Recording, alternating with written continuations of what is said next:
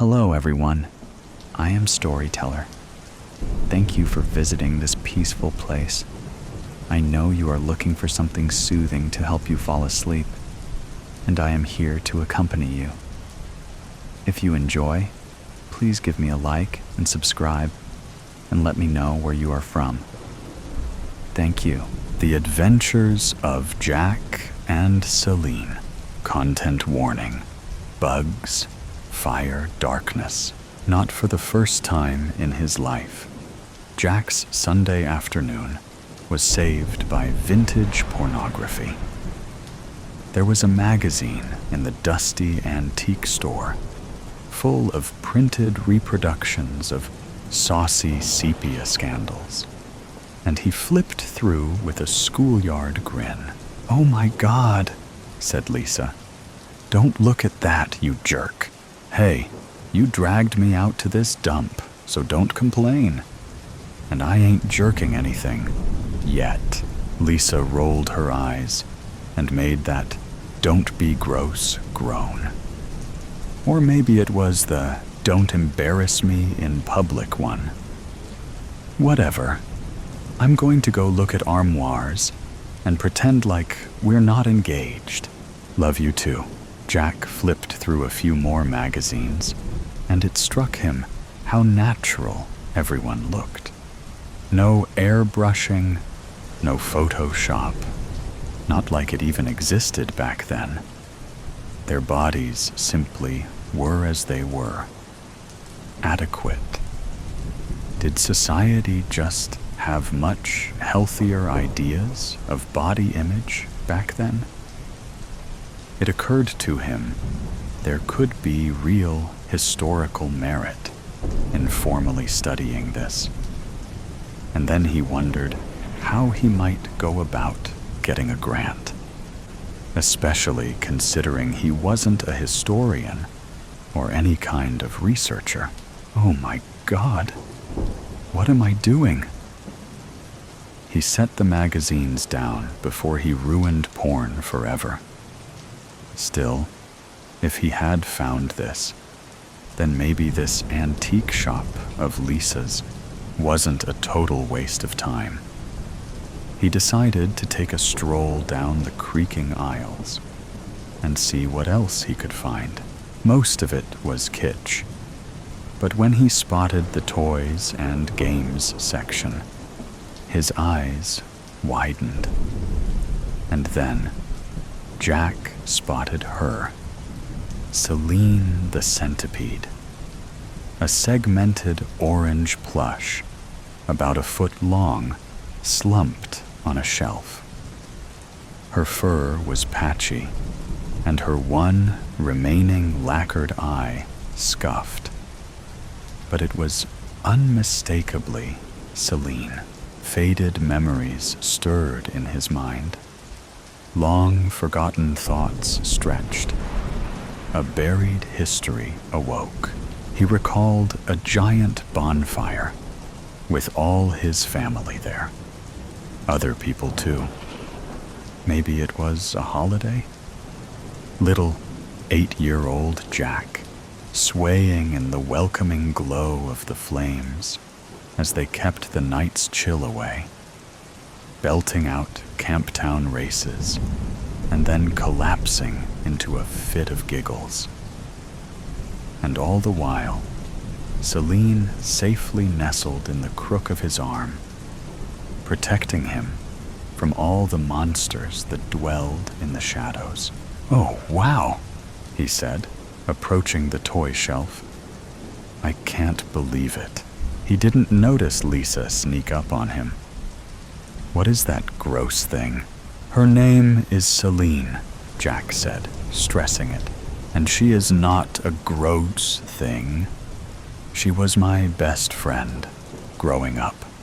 "Aw, that's so adorable. And sad. Adorably sad. We went everywhere together. She was there for me when my parents..." Lisa hugged him. "It's okay. Sorry, I didn't mean to bring it up." No, I'm fine. It was so long ago. Jack reached out to pick Celine up from her shelf, and Lisa slapped his hand. Ew, don't touch it! What the hell? You don't know where it's been. It's probably covered in all kinds of gross stains and smells and fleas. Centipedes don't get fleas, Lisa. Jack, she said, squeezing his arm. It's not a real centipede. Now behave. I'm going to go arrange delivery of our new armoire, and after that, we can head down to Murphy's for a pizza and beer. Jack watched her leave, and then turned his attention back to Celine. It looked just like her, just like the one he used to have. In fact, she was even missing her third left foot from the front. Hello, Jack, said Celine. Jack gasped. It is you! Was there ever any doubt? Celine coughed, and some of her fur came loose. Are you all right? Time's been a real bitch to me. Let me tell you, Jackie boy. Speaking of which, who's the tramp? What, you mean Lisa? Hey, she's not a... she's my fiancé. Oof, condolences, buddy, Jack scoffed. Don't say that. I love her, do you? Or does she just have your balls in her purse? I mean, what the hell is an armoire? I don't know. Exactly, Jack. Nobody does. It's made up. She made it up to sound smarter than you. That's not true. Jack heard the petulant note in his voice. Still, he couldn't help crossing his arms and sinking into himself. You know what she sounds like to me, buddy? Jack shook his head. A shadow monster. Jack gulped. No. His voice was tight. Cold memories washed over his skin. Memories of vile things that lurked in the dark, all biding their time to snatch him. Some lurked under his bed, others in the closet. The biggest one, King Grumbler, lived down in the basement of their old house, where the lone, naked light bulb never gave off enough light. Night was a time of horrors incarnate, at least until Jack met Celine. Celine protected him. She watched over him while he slept, and with her around, he actually could sleep. She showed him the light. She was the light. With her on his team, nothing could stop Jack. He felt a dull ache in his chest. Why had they ever parted ways? It must have been in the chaos after the accident, after his whole life was flipped upside down and he lost everything. Yes, Celine said. A shadow monster. A creepy crawly. Don't! A gristly ghouly. Stop. It. Grabby stabby! Stop. Jack's shout muted the store. Celine raised her front dozen feet in surrender. Okay.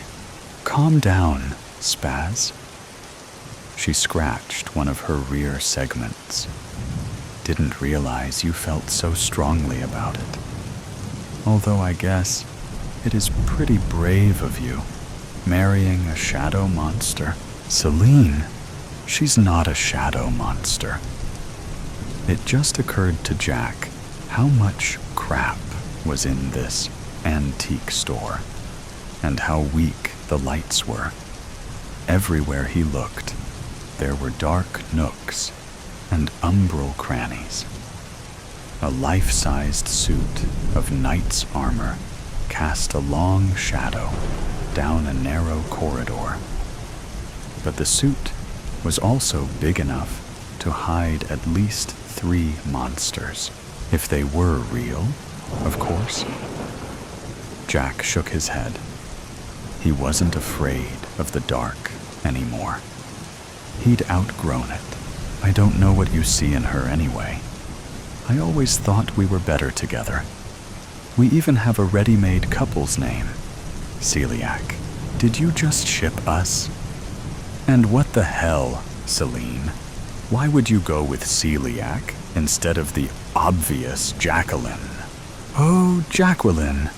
Celine weathered another coughing fit. You're right. That's pretty. I like it. So, we're agreed then? You're gonna dump the chump and roll with me? What? Drop the slop. Ditch the bitch. Punt the Celine, what has gotten into you? She wasn't always like this, was she?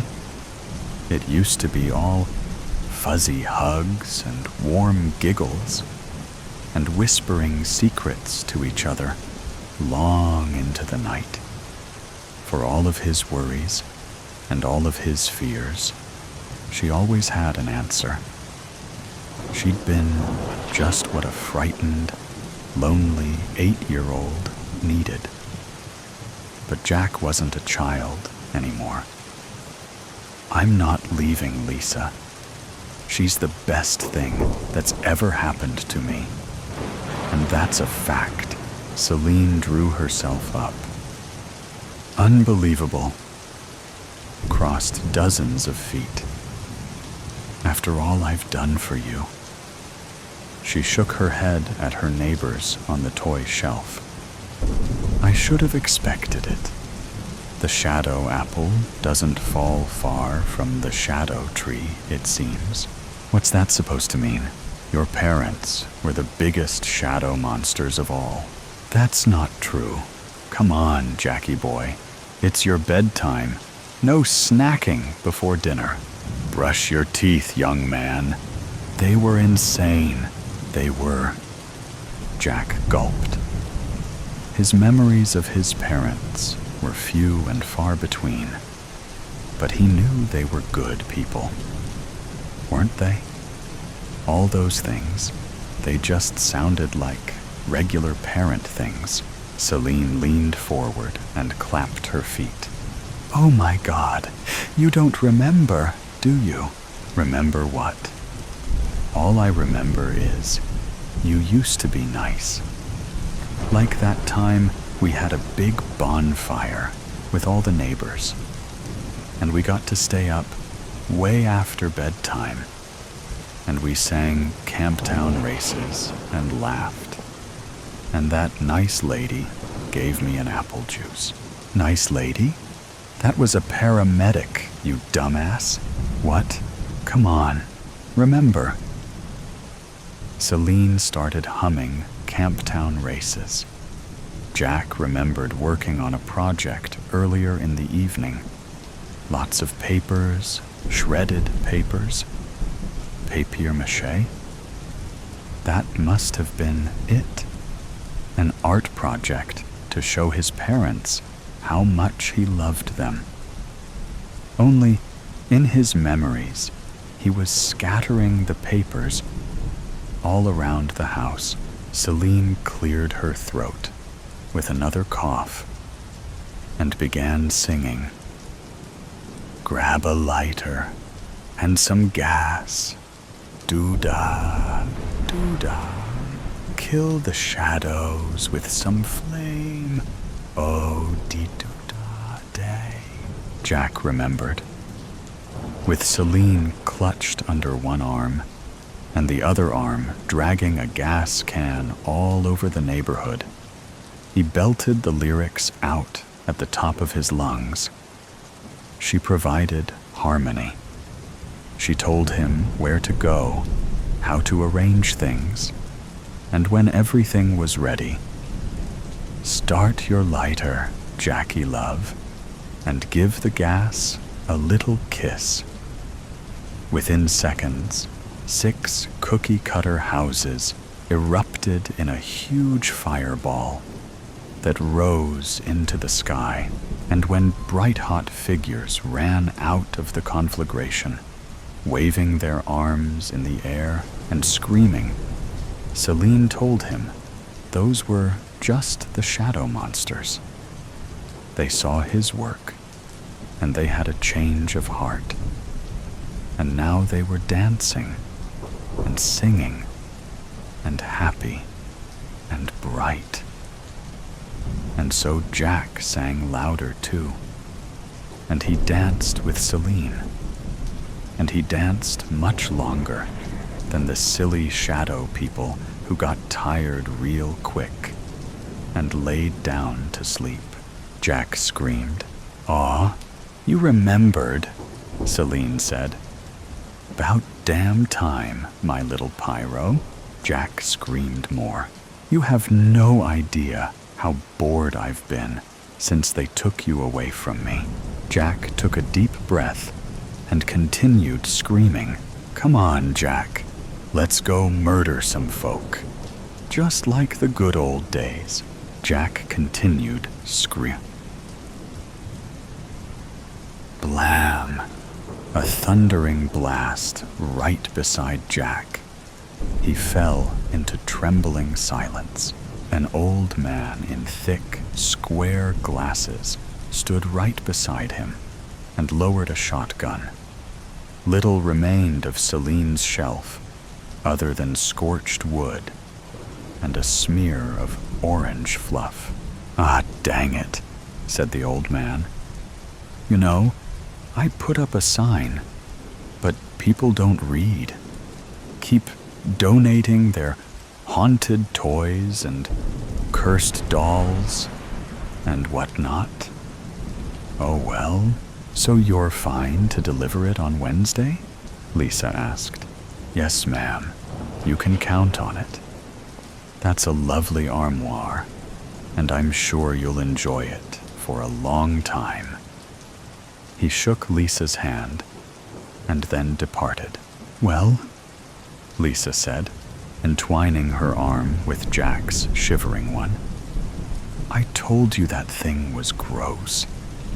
Anyway, guess we're lucky he was nice enough not to charge us for it. Now come on, let's go get that beer and pizza, the care and feeding of monsters." Via Sol looked around the mansion with distaste.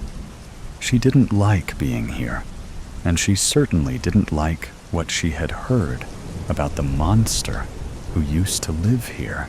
Not that she put much credence in the old tales that some of the more senior members of the Lollipop Guild talked about. Those wizened relics of the past had many tales to tell. All the stories outrageous, and all the events sounding just a little too fantastic to believe. Via poked around the foyer and the living area, marveling at the size of the place and grimacing at the thick coat of grime and dust that covered every surface. She had drawn back every curtain on the ground floor, yet the area remained dark and suffocating. Curious, the high, vaulted ceilings spiraled upwards, seemingly without end, but the claustrophobic feeling stayed. The ancient wood creaked and groaned with every step she took, voicing its complaint in sonorous, funereal tones. She wanted to leave right now, but she had a prospective client. This place had been on the books for over 100 years, and getting it sold would be a major coup for her. She had visions of a corner office and a hefty bonus. The realtor overcame her fears and waited. But she waited outside, a wicked witch indeed. What ridiculous tripe. Franklin Baumgartner looked around the mansion. Via thought his eyes looked dead, but, she reasoned, that could be the effect of the poor light in the mansion. His assistant, a Miss Holcomb, also had a lifeless look about her. Their size bothered Via. The man towered over everyone in the land, standing almost 6 feet tall. The woman was a giant as well. Their attire was odd, and their actions startling. "Miss Holcomb, take some notes," Baumgartner snapped. Miss Holcomb dutifully took out a notepad and readied herself for the onslaught to come. "Replace the windows, double-paned, insulated with argon gas. Make that triple-paned, American-made. Always buy American-made, Miss Holcomb. None of that Chinese shit. Get some people in here to reinforce the floorboards. They squeak like a bitchy wife. Cleaning crew. Make that cruise American cruise." Miss Holcomb pushed her glasses back on her face and peered up at her boss. "No, hire the illegals that come over here. They'll work cheap and do a good job. Remember, Miss Holcomb, buy American, hire foreign." "Got it, sir," Miss Holcomb said. She wrote rapidly and then paused, waiting for more. "Contact Kate Mueller in Chicago. Have her come in and furnish this place. Spare no expense. It's a fucking mausoleum right now. Get Halliburton to give me a call. I hear wolves out there. He's good at killing things. Gardeners, of course. Lots of them. The land has gone to hell. Oh, and I saw some beehives out there. Find me a beekeeper. If the bees aren't producing honey, we'll exterminate them. The roof needs to be checked." Baumgartner went on like this for some time. Miss Holcomb wrote furiously, nodding occasionally, and staying 6 feet behind her employer. Via Saul didn't show it, but she was confused and alarmed. She had never heard of the places mentioned. America, Canada, Chicago. The man also used language that was unfamiliar to her, especially the word beginning with a foo sound, or bitchy. Maybe it's their way of saying itchy. And maybe the foo word is a term of endearment. Via was snapped out of her reverie by Baumgartner's stentorian voice. "Miss Soul? Hey, you still with us?" Via looked up and almost stood at attention. "Of course, yes. So, the price? You have it listed as 133 lollipops. That must be a typo." Baumgartner frowned at her. He didn't approve of sloppy work. "No, sir, that's the price. But we can negotiate." "Lollipops?" "Yes, sir. I'm assuming that you can pay in lollipops." "Hell no, missy. We use good old American dollars. The best currency in the world, I'll have you know." "Lollipops?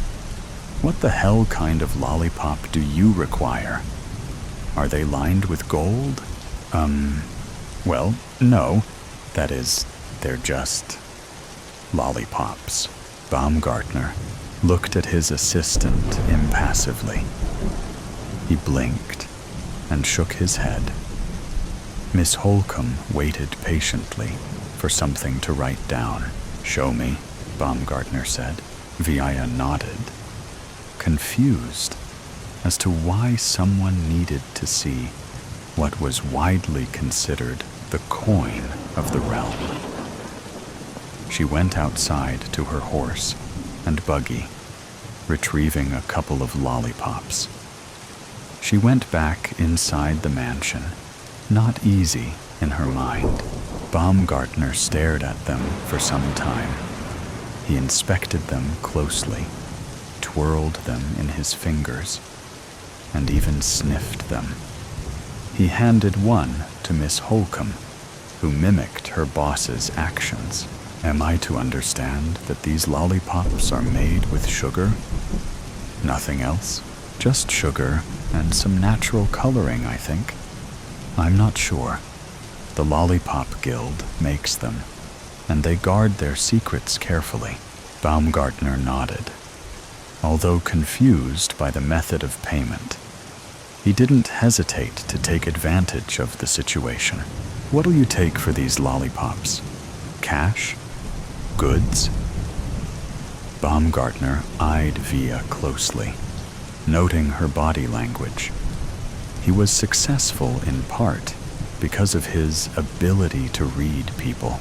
Well, I was going to purchase some new clothes after work. Food for the winter. Grain for the horse, Via said. She was nervous. The conversation about money bothered her. No one talked about money here. No one at all. Baumgartner considered what the realtor said. He whispered to his assistant. She nodded lightly and wrote something down on her notepad. Tell you what, Miss Soul, I'll bring you a new horse when I come back, if you give me one of these. Via gasped. A new horse would normally cost 7 lollipops. She tried to keep her composure. The man is an idiot. However, I could use a new horse. Poor old Rusty is getting old.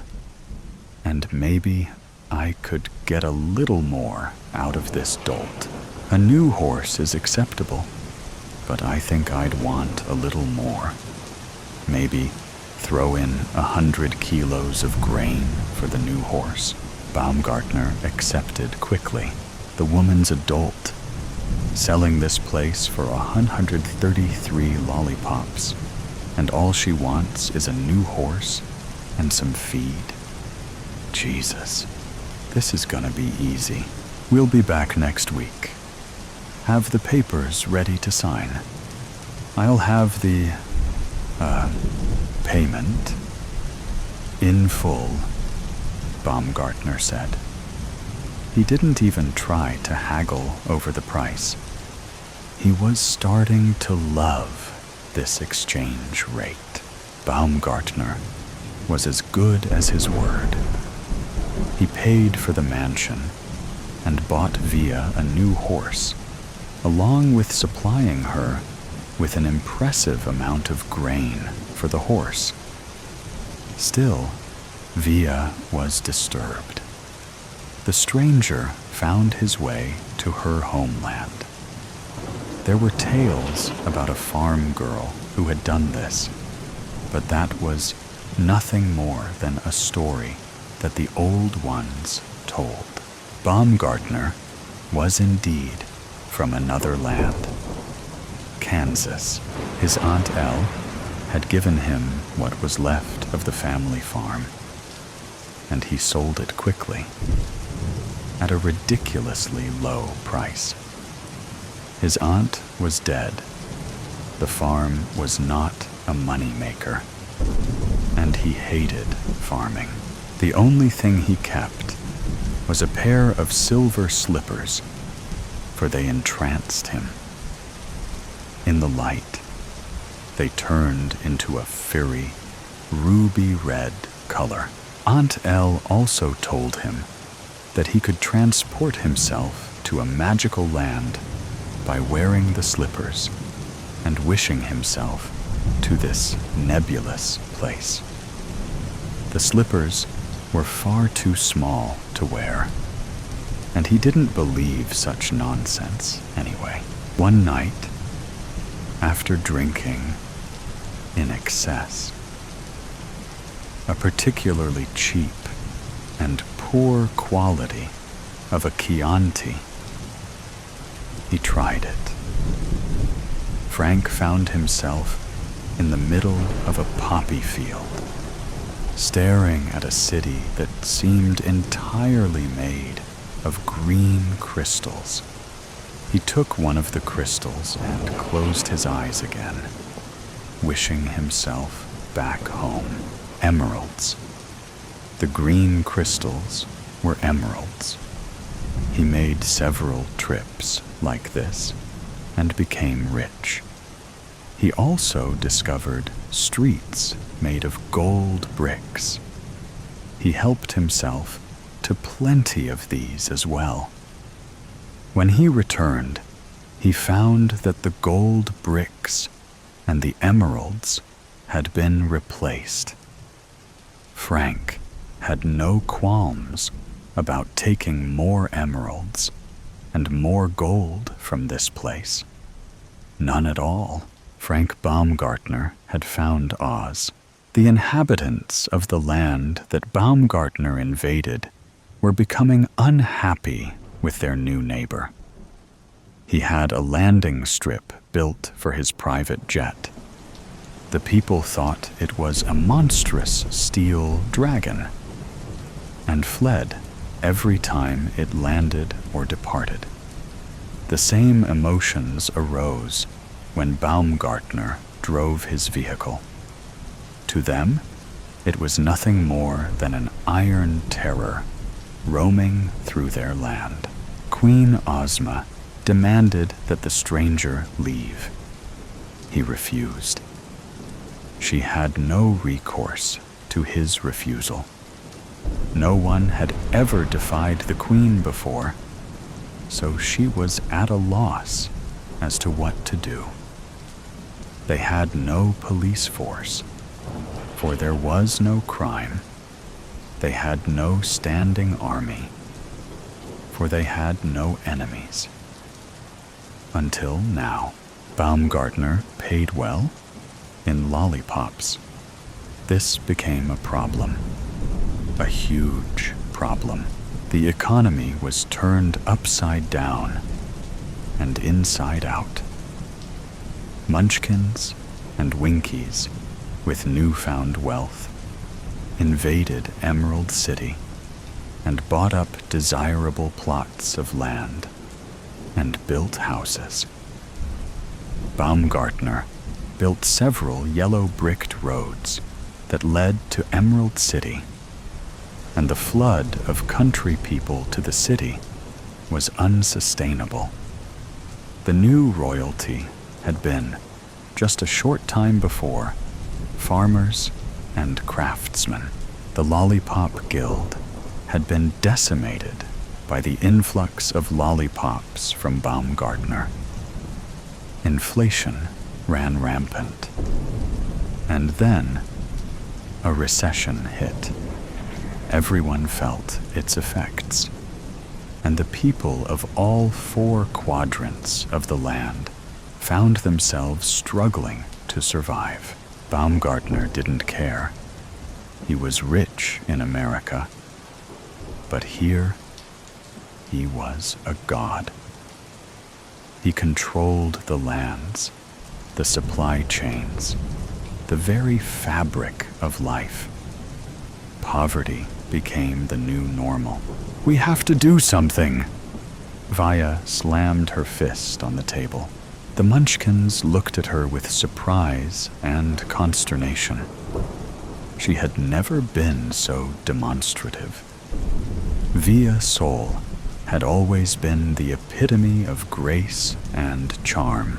Goru stood up, though it made little difference in his height relative to everyone else. He was short, even for a Munchkin, but he commanded respect. The eldest member of the Lollipop Guild had been Goru for the past 70 years. And his word meant something. "I have a solution, but you aren't going to like it," he said. A quietness overtook the room.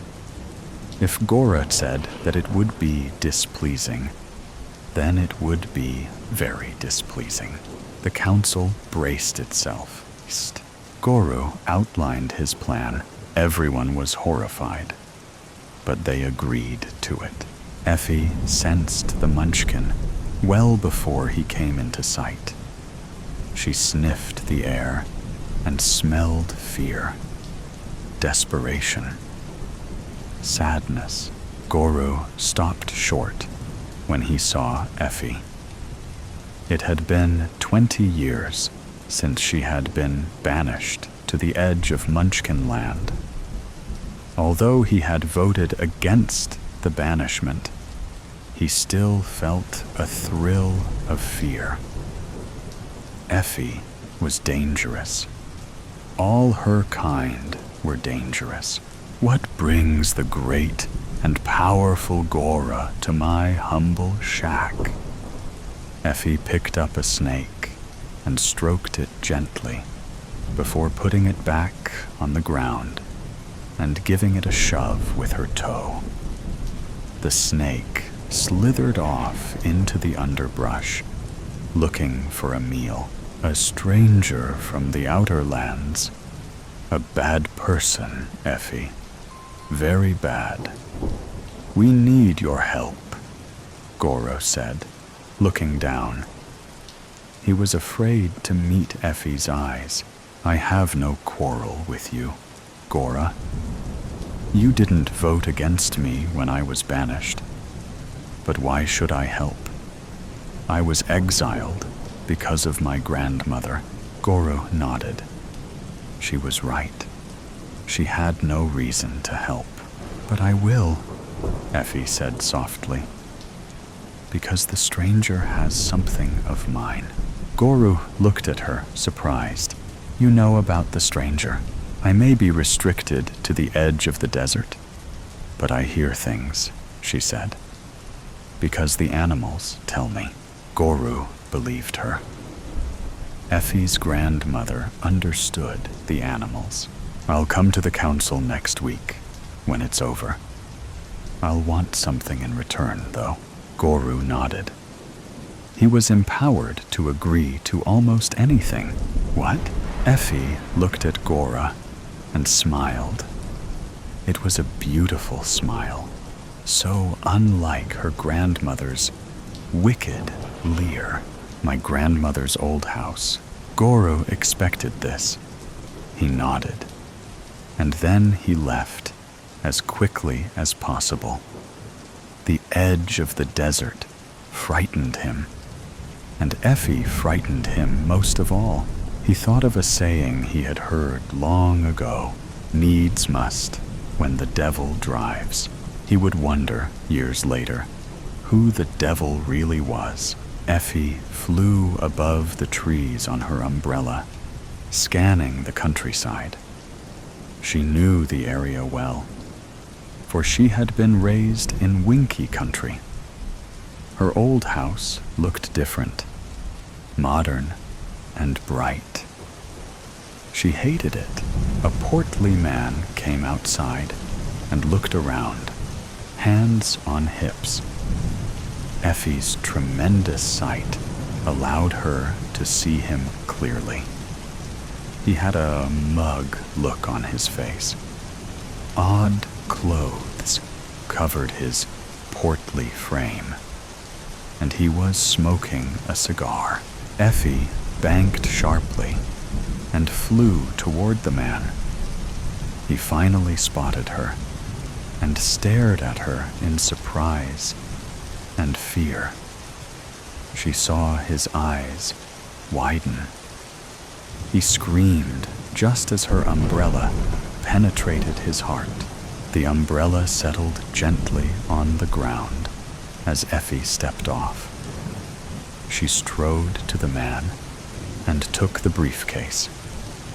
She had what she wanted. She had what belonged to her. "We have to do something," Vaya said miserably. She didn't slam her hand on the table, as she had done all those years ago. But the tone of her voice revealed her desperation. Goru and the rest of the council agreed. Effie had been a hero 20 years ago when she killed the giant stranger and everyone else in her grandmother's old house. The land was freed from the bonds of American capitalism and its monstrous ways. Now, however, she was as her grandmother had been, wicked and controlling. The flying monkeys were back, as were the giant white wolves and the huge black bees. They had gotten so used to smallish wolves and gentle honeybees that the new, more dangerous versions were even more frightening than ever. What can we do? We made a deal, and she took advantage. Goru talked quietly, as usual, but his voice was tinged with defeat. He saw no way out. "It's like the old days," he continued, "when her grandmother ruled Winkyland. But worse. Effie seems to have a vendetta against us. So, we're sunk. Back to the way things were in the old days, and no stupid farm girl to bail us out," another member said. "Where did she come from? Kansas? Where the hell is that?" Vaya was willing to travel past the deserts if need be. "Somewhere over the rainbows, Vaya. Somewhere we can't reach." Effie sat in her darkened mansion and smiled, stroking the fur of a wolf and listening to the angry buzzing of the black bees flitting about her abode. She had reclaimed her family power. The witch still remembered the day her mother died. She had been behind a curtain when the incident occurred, watching the events unfold. When the strange girl doused her mother with water, she gasped.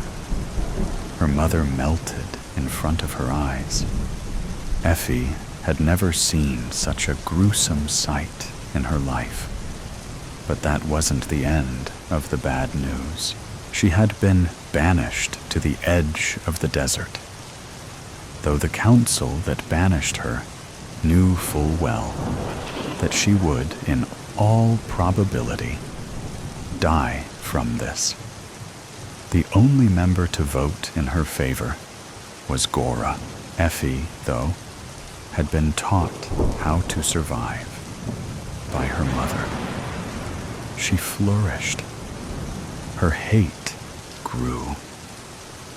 And then another stranger showed up, and with the magical slippers. Her mother's slippers, and the last remaining source of all witchy power. Just a pair of shoes, silver. But they fit her feet perfectly, almost like they were made for her. Now that she was the only living witch in Oz, she could rule all the lands, not just Winkyland. There was a new ruler of the land, and she wasn't about to forget what the inhabitants had done to her or her mother. Effie scanned the skies for flying houses. It wouldn't do to neglect the lessons from the past. She grabbed her umbrella and took off across the land, flying low and fast, observing her domain. Effie was on her way to Emerald City to depose the queen. She has a date with the point of my umbrella today. I look forward to the smell of royal blood spilled on the streets of Emerald City. My only regret is that she can't melt like my mother did. Effie flew on, over poppy fields and verdant landscape. Evil had returned to Oz. The monster they all feared was a woman with silver slippers on her feet and hate in her heart. The Queen has an expiration date. Evil has no such restriction. Red rum. "Cut!" Leonard shouted, snapping the movie slate shut, dizzy with the relief that comes after the end of a shoot. "Thanks so much, Francis. You're good to go." "No, thank you, Lenny," Francis Keaton replied, shaking Leonard's hand. "I hope we meet again." "Me too. Good luck with your Nespresso adverts." "Where's Liliana?" Leonard called out to Travis, who shrugged his shoulders. "Travis, you reek of whiskey. It's called method acting. I had to do it all the time for Streetcar." "Ah, there you are." Liliana Hoyt, who seemed to be winning every acting award going, was grabbed by Leonard and manhandled by two of the producers onto the set. "Hey!" she screamed. "Get off me!" "You could have dressed up," Leonard said, as Liliana got thrown onto the bed. "Actually, it's fine. Just pull the comforter over her." One of the producers threw some rope around her hands before tying them to the headboard. "Leonard, what the fuck is going on? Where's Margot?" "What about her?" The same producer silenced Liliana, her face bluing in mute appeal with a strip of duct tape. Suddenly, her legs were flailing, writhing, kicking, helpless in the face of the director's conspiratorial will. And action. An unsteady Travis walked onto set, holding a chainsaw, its roar drowning out Liliana's muffled howls. Where its teeth kissed her leg, blood, first a trickle, and then a surge, began to mist the whole set. "Travis, stop!" Margot Devine, the actress who had claimed the starring role, walked in at that very moment. "Is everything okay?" Liliana called me about an extra scene.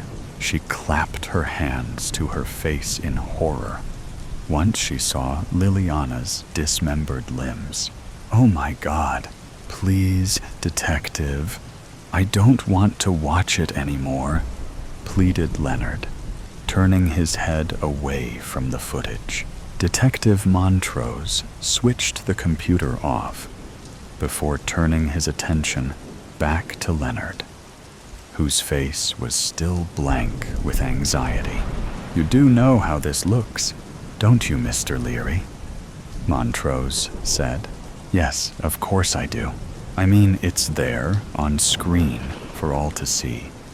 You directing Mr. Waterman to saw Ms. Hoyt in half. It was a prop." "Okay." Montrose wrote this down.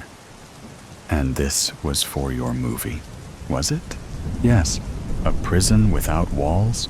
"Yes," Leonard replied begrudgingly. "You know, it took 2 weeks at a writing camp in Prague to come up with that."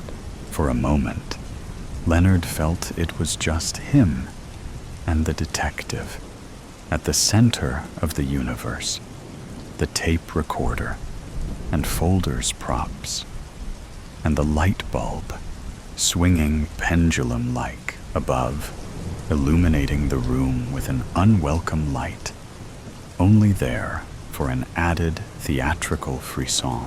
"Mr. Leary, I'm confused, to say the least," Montrose said.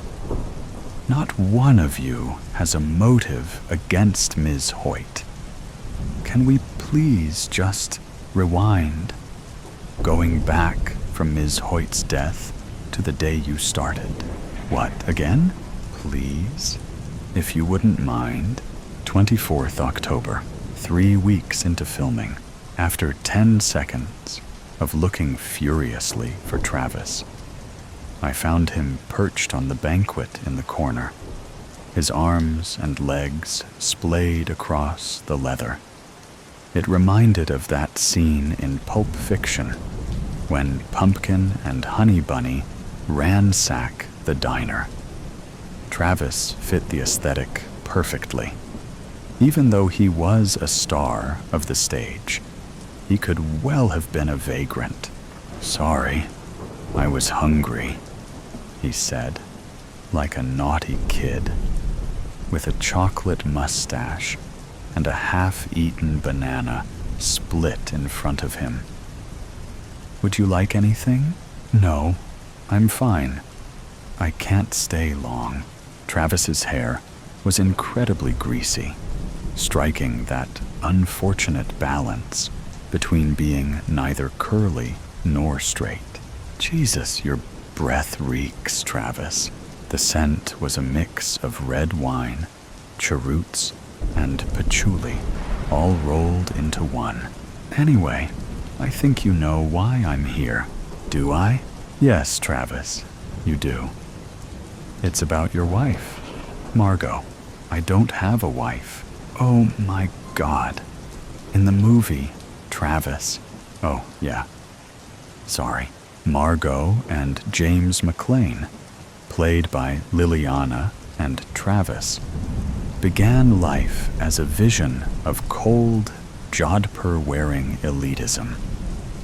But when they went bankrupt, were forced to downsize and move across from the Feldmans, whose marriage they ended up shattering. Liliana dropped quite the bomb the other day, I continued. Travis furrowed his eyebrows.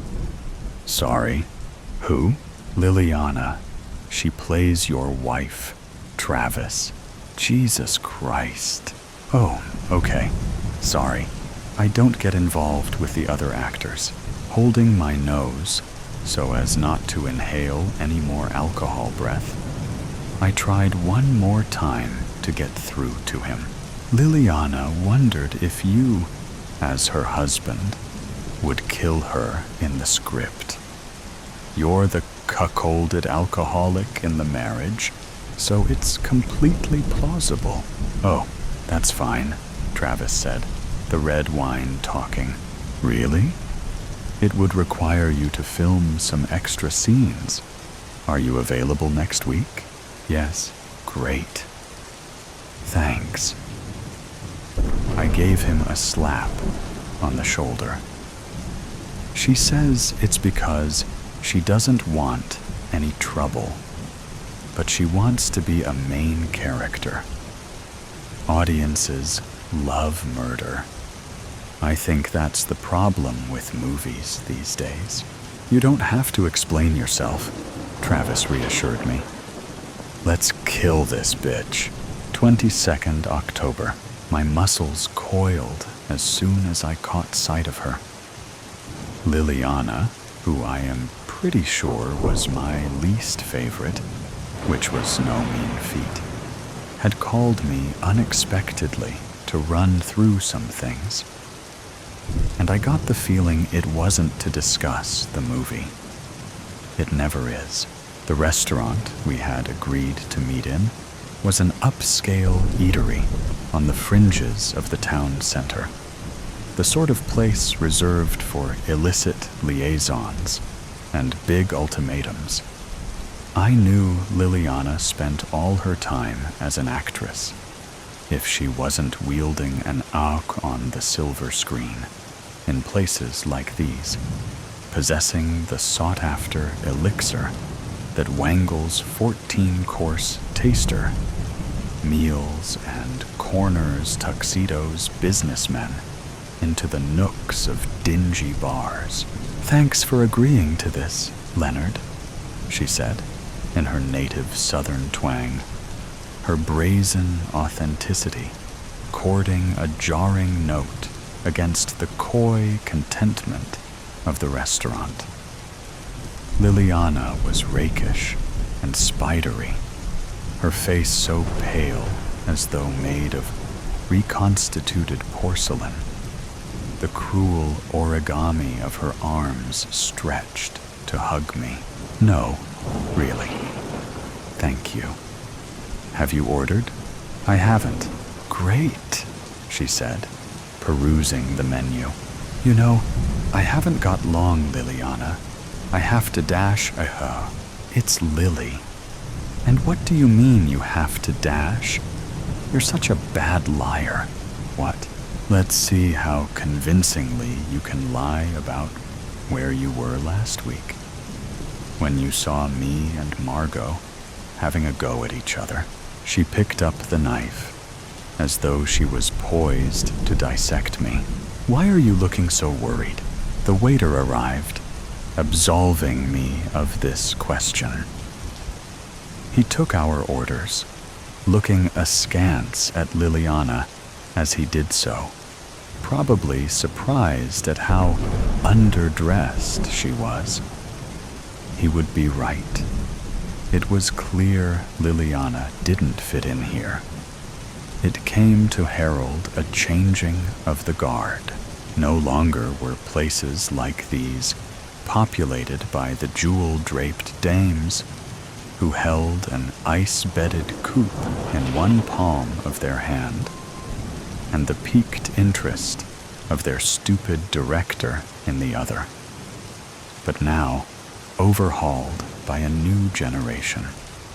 One of them being Liliana, a raven-haired, new-age Janet Lee. I'll try and be quick, she said, sipping her wine. But Margot Devine, fucking Margot Devine, is not a subject I can discuss without completely going batshit crazy. I hope you understand. I don't know what you mean, Liliana. Oh, drop the act, Leonard. You know exactly what I mean. What? You saw us. I saw you. Saw us. What? Oh my God. Don't even try to. When we stopped filming, me and Margot went to... And you, I don't know what you're... Look, I don't care. I know you're lying. All I wanted to tell you is that I know you. I've met directors like you before. A zillion of them. This was a lie.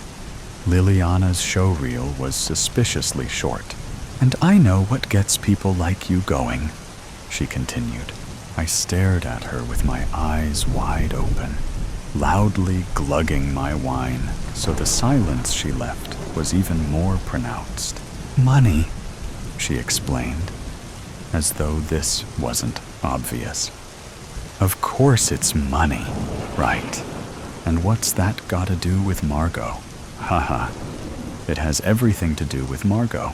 Liliana leaned in, her breath hot on my cheek. I didn't want to have to tell you this. Obviously, I didn't.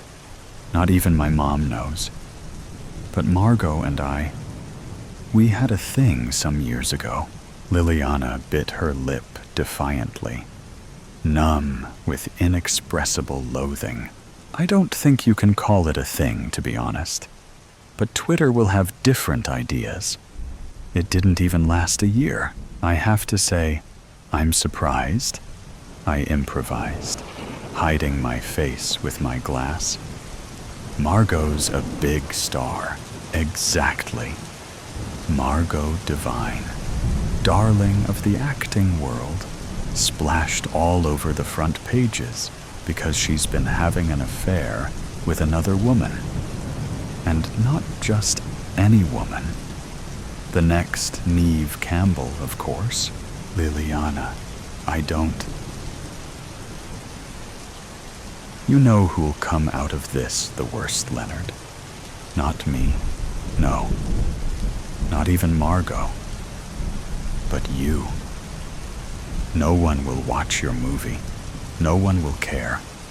No one will ever want to hire you again. The prospect, although shocking, yet entirely plausible, was a terrifying one. What are you suggesting? I asked. Look, I know this is gonna sound mad, because I know we're so late into the shoot, and I know how hard you've worked on the script. But how about we kill Margot's character off? I just think this is what the script needs. So you want to kill Margot off? Yes. You can give her a big send-off if you like, but I just don't think Margot belongs in this movie. Okay, I said, summoning the waiter for more wine. I'll see what I can do. 14th of October, 2 weeks into filming, I had known these people for just over a month, and I already knew that they were the worst people I had ever met. Margot was a man-hating sociopath. Liliana was a man-eating snake. Travis was a narcissistic man-child. And Francis was simply a very annoying man. Lenny, you with us? Francis called out. I've got to go in 20 minutes. Can we wrap this up, please? Sure. I made my way back to the studio. The custom-made house for the movie, inhabited by Grace and Roger Feldman, played by Margot Devine and Francis Keaton, respectively, was gorgeously uniform and pastel. Something even Martha Stewart would be proud of. Their marriage was literally like something from a TV commercial. Something rehearsed, shot, and then left in a studio. Something always destined for the snap of a director's slate. It was so hollow, so unreal, that someone could scrawl over it with a black marker pen and no one would notice. The Feldmans lived in a world full of Minnie and Roman Castevets, where everything was dystopian and rabid bunny happy, where apples seemed to pick themselves, where lawnmowers began without prompt, and where babies slept without protest. And that's a wrap, I announce, weak with relief. I'll see you guys tomorrow, okay? In what was my only break of the day, I go for a cigarette and watch the world go by. The town, a mass of either failing or fledgling shops, of laundromats and fried chicken, was a buckle in the belt of dusty, apple-knocking America. A montage of sandy browns and russet reds that quite happily elided into one long sepia smudge. And then a shout, a scream, something that threatened to disrupt the even tenor of my walk. Just leave me alone, they spat, the voice emanating from a woman's head in the distance. What do you expect me to do? The blonde girl replied. I inched forward, before doubling back when I realized who they were. Margot and Liliana. Look, I know neither of us could have foreseen this, Liliana said. But I don't want you trying to talk to me in front of everyone, okay? I think it's fine, Lily.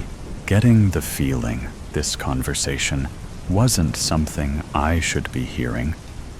I backed up against the wall and bowed my head. Everything had seemed so civil on set up until now. Then again, it was to be expected. actors could behave like little children. No, it's not fine, Margot, continued Liliana, spitting fury. And to make matters worse, they've given me the same fucking name as you. That'll be all over TMZ when they find out about us. Lily, please, do not touch me. Honestly, I swear to God. After we do this, if you come near me again, then I will call the police. Leave me alone. 9th September. The table read. I hated an ensemble cast. This time, luckily, I only had to contend with 4 different personalities. But it was the personalities that was the difficult bit. The 4 elected professionals, the starlet, the treader of boards, the scream queen, and the smarmy one you see on Nespresso adverts, were due at lunchtime, a pretext to picket finger food and bitch about the agent they all once had in common. It was when I finished putting the food and drinks together that Margot Devine, the first to try my smorgasbord of bread rolls and oil dips, decided to arrive. With her eyes in some sort of half squint, forever suspicious of any gathering of men or any errant camera, Margot had her hair scraped back into a lick of blonde and was wearing an outsize puffer jacket. I pictured her getting bundled into a Land Rover by her press agent, the jacket pulled over her shoulder blades with pincered fingers, moving as fast as her praying mantis legs would permit, like a Weinstein protege whose daily intake amounted to nothing more than an iceberg lettuce leaf and a cube of blue cheese. Margot, hi. I greeted her awkwardly, kissing her on both cheeks, feeling the shocking realness of her bones. There's someone in the elevator coming up, she said, upturning her nose. I'm not sure he's a part of this. I think he's the one who does the Nespresso adverts. Francis Keaton? Oh yes, that's the one. Ah, I said, sawing Francis at the door. Speak of the devil. First shooting to international fame in his early 20s, much in the same mold as Leonardo DiCaprio. Francis Keaton was the nation's sweetheart. With orange skin and one remaining tuft of hair, he was clearly still clinging onto the vestiges of youth. But as he was Francis Delano Keaton, the perfect riposte to any insult, he was most definitely forgiven. One dimply smile from his much-pinched cheek, and you would just swoon. So, who else we waiting for then? He asked in his frothy drawl. Just 2 more. Who are they? It's not Meryl Streep, is it? No, not Meryl, unfortunately. It's Travis Waterman and Liliana Hoyt. Ah, Liliana, the woman of the moment. Liliana's coming? Margot asked, tweaking her sleeve. Yes. Oh? Is there a problem? Oh no. We just haven't seen each other since the whole cabin in the woods debacle. Oh yes, Francis laughed. Right, bloodbath, wasn't it? Ah, I beamed, breaking the awkward silence that came thereafter. I think that's them now. With an A-list swagger she could only mimic, Liliana Hoyt entered at that exact moment beside Travis Waterman. Liliana making her name through low-budget art house movies, could not be more different from Travis, who was securely established as the doyen of theater, earning his first Tony nomination for his performance in Othello. I wondered how they would react when they would learn that they were going to be playing a married couple. Which reminded me, the script I would have them read, written by myself of course, was tentatively titled A Prison Without Walls. It was about a married couple in the 1950s, the sort to hold Tupperware parties and send their children to elocution lessons, who find themselves reevaluating their priorities when a new couple moves in across the road. "Hello, Leonard. Good to see you again." We had never met before. "Good evening, Travis," I said, showing them to their seats. The five of us arranged ourselves in the most curious of configurations, with Margot and Travis at one end, and Francis and Liliana at the other. "So, I hope everyone's got the right script," I said, taking charge. "Yes," Travis responded, remarkably quick for someone who had all the zeal of a narcoleptic. "But it says here my character's an alcoholic. Is that—" No. James falls off a wagon when he learns his wife, played by Liliana, is cheating on him. Is that? Yep, it was an awkward subject. Everyone knew Travis was an alcoholic ever since his stint in Cat on a hot tin roof. "At least it's not me doing the cheating," Francis quipped. "Actually, you are," I corrected. Roger cheats on his wife with Liliana's character. No one thought it appropriate to respond. TMZ had a helicopter above Keaton's mansion for months after he ordered a prostitute to his home while his wife was on vacation. Liliana craned forward, opening her mouth to speak. "Leonard, it says here my character's called Margot." Margot. Yes, it's spelled differently. "Well, I hope you don't confuse us," Margot interjected. Everyone shot a sideways glance at Margot sulking in the corner. "So," I said, slapping my knees, "shall we begin?" It was finally time.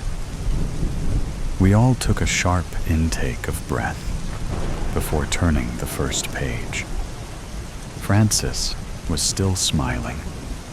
Liliana was still staring at me. Travis was still dwelling on his character arc. And Margot was left to quietly fume about the fact that her namesake was played by her archenemy, Shimmering Silver. And lo, it rained from the sky. Ripples of blue echoed through the air, akin to the early morning, as if the sun rent the veil of night.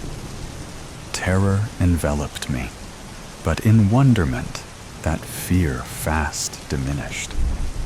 The stiz of the night sky dulled in its presence, as the horizon was engulfed by billowy white clouds, tinged with fiery wisps at their fringes.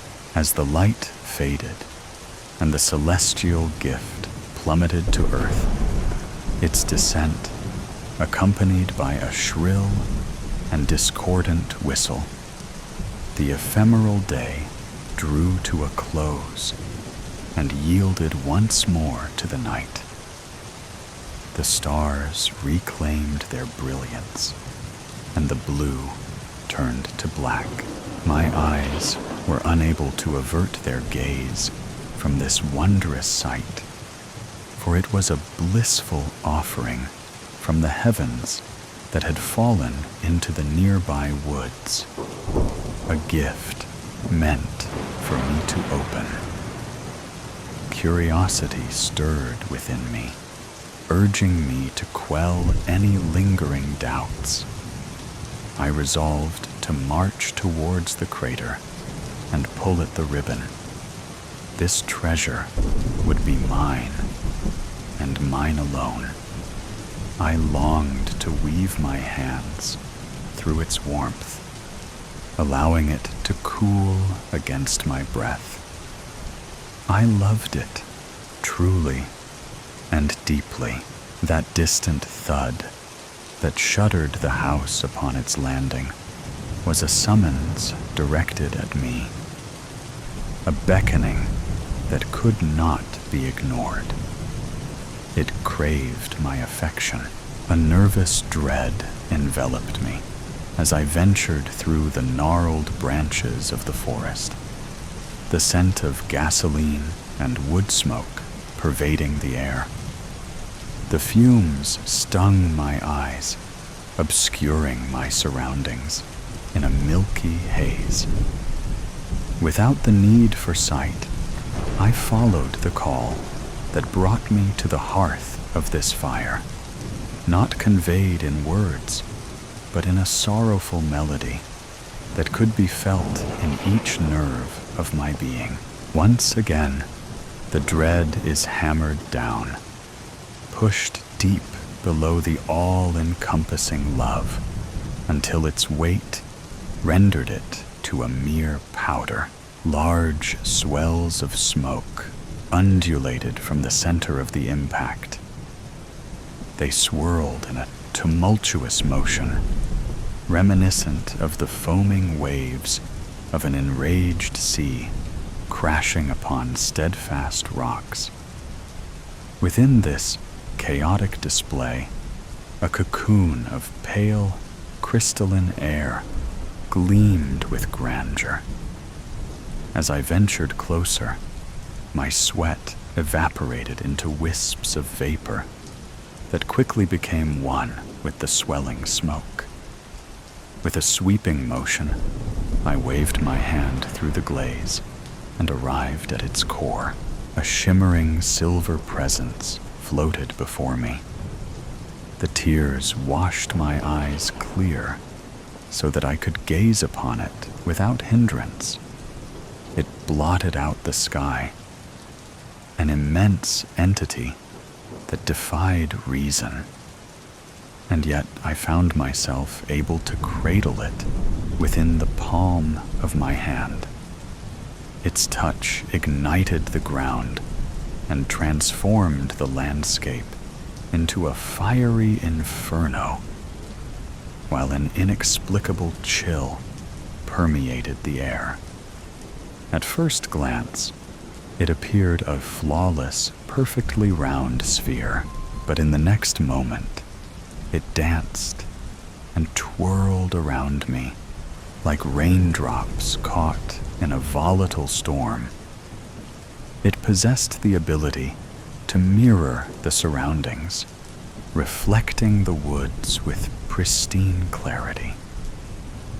And then, in the blink of an eye, it transformed into a radiant light, coated in an oil-like substance that bestowed upon it all the colors of the rainbow, shifting in hue from dusk to dawn. "I am here," I said, though the words were not solely my own, as they harmoniously echoed from the mouths of others surrounding me. Men, women, and children wept in unison. We had all answered its call, yet my love surpassed theirs. The essence of who I am wailed as well, but I disregarded their cries and sought solace in the shade of the towering trees, those too strong and old to be ripped up from the ground. Their shade would shield me from the sight of what I had to do. what the silver needed of me. It could love only one. Their blood warmed my hands as the core of this silver was washed with a chill air. "Have I earned your love?" I asked. My voice resounded in solitude. The words curled in the air with grace like a spectral mist. The wind took my question, ascended high until it could no longer be seen, blended into the bright light of the silver entity. And in that moment, fear seized me. Incomprehensible utterances trembled through the broken branches of the surrounding trees. Leaves bled embers, and the ground receded beneath me. The dread and doubt that I had buried, crushed, and disregarded were no longer fleeting moments of uncertainty. They had consumed my entire existence. For a brief spell, I was free to see that I had become prey, groomed and lured by that which hungered mightily. I rose high, as light as a feather caught in the storm, akin to spoken words ensnared in searing mist on a cold night. The silver transmuted into something else entirely. Initially, it enveloped me in a blanket of velvet warmth. Soon thereafter, tendrils began to thread through my skin, knitting us together as one. At first, it felt like love, a pulse of soft ecstasy, goose-pimpling my skin.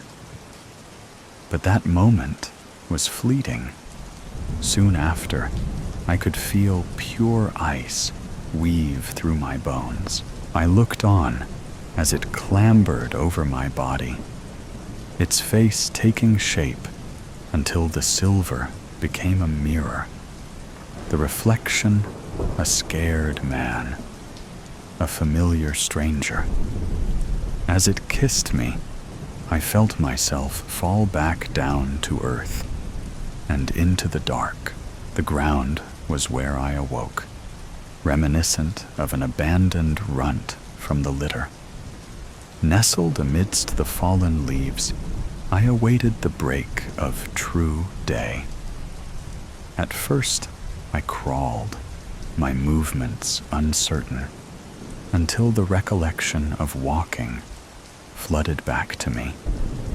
Faltering over clumsy feet towards my mother, her radiance shimmered with pride. She couldn't hold back the tears. A memory long forgotten and not my own, brought to the surface only now that it was needed. I ran as an inexplicable force propelled me forward, urging me to something unknown. It evoked within me an overwhelming desperation, an emotion so deep I struggled to grasp an understanding of its purpose.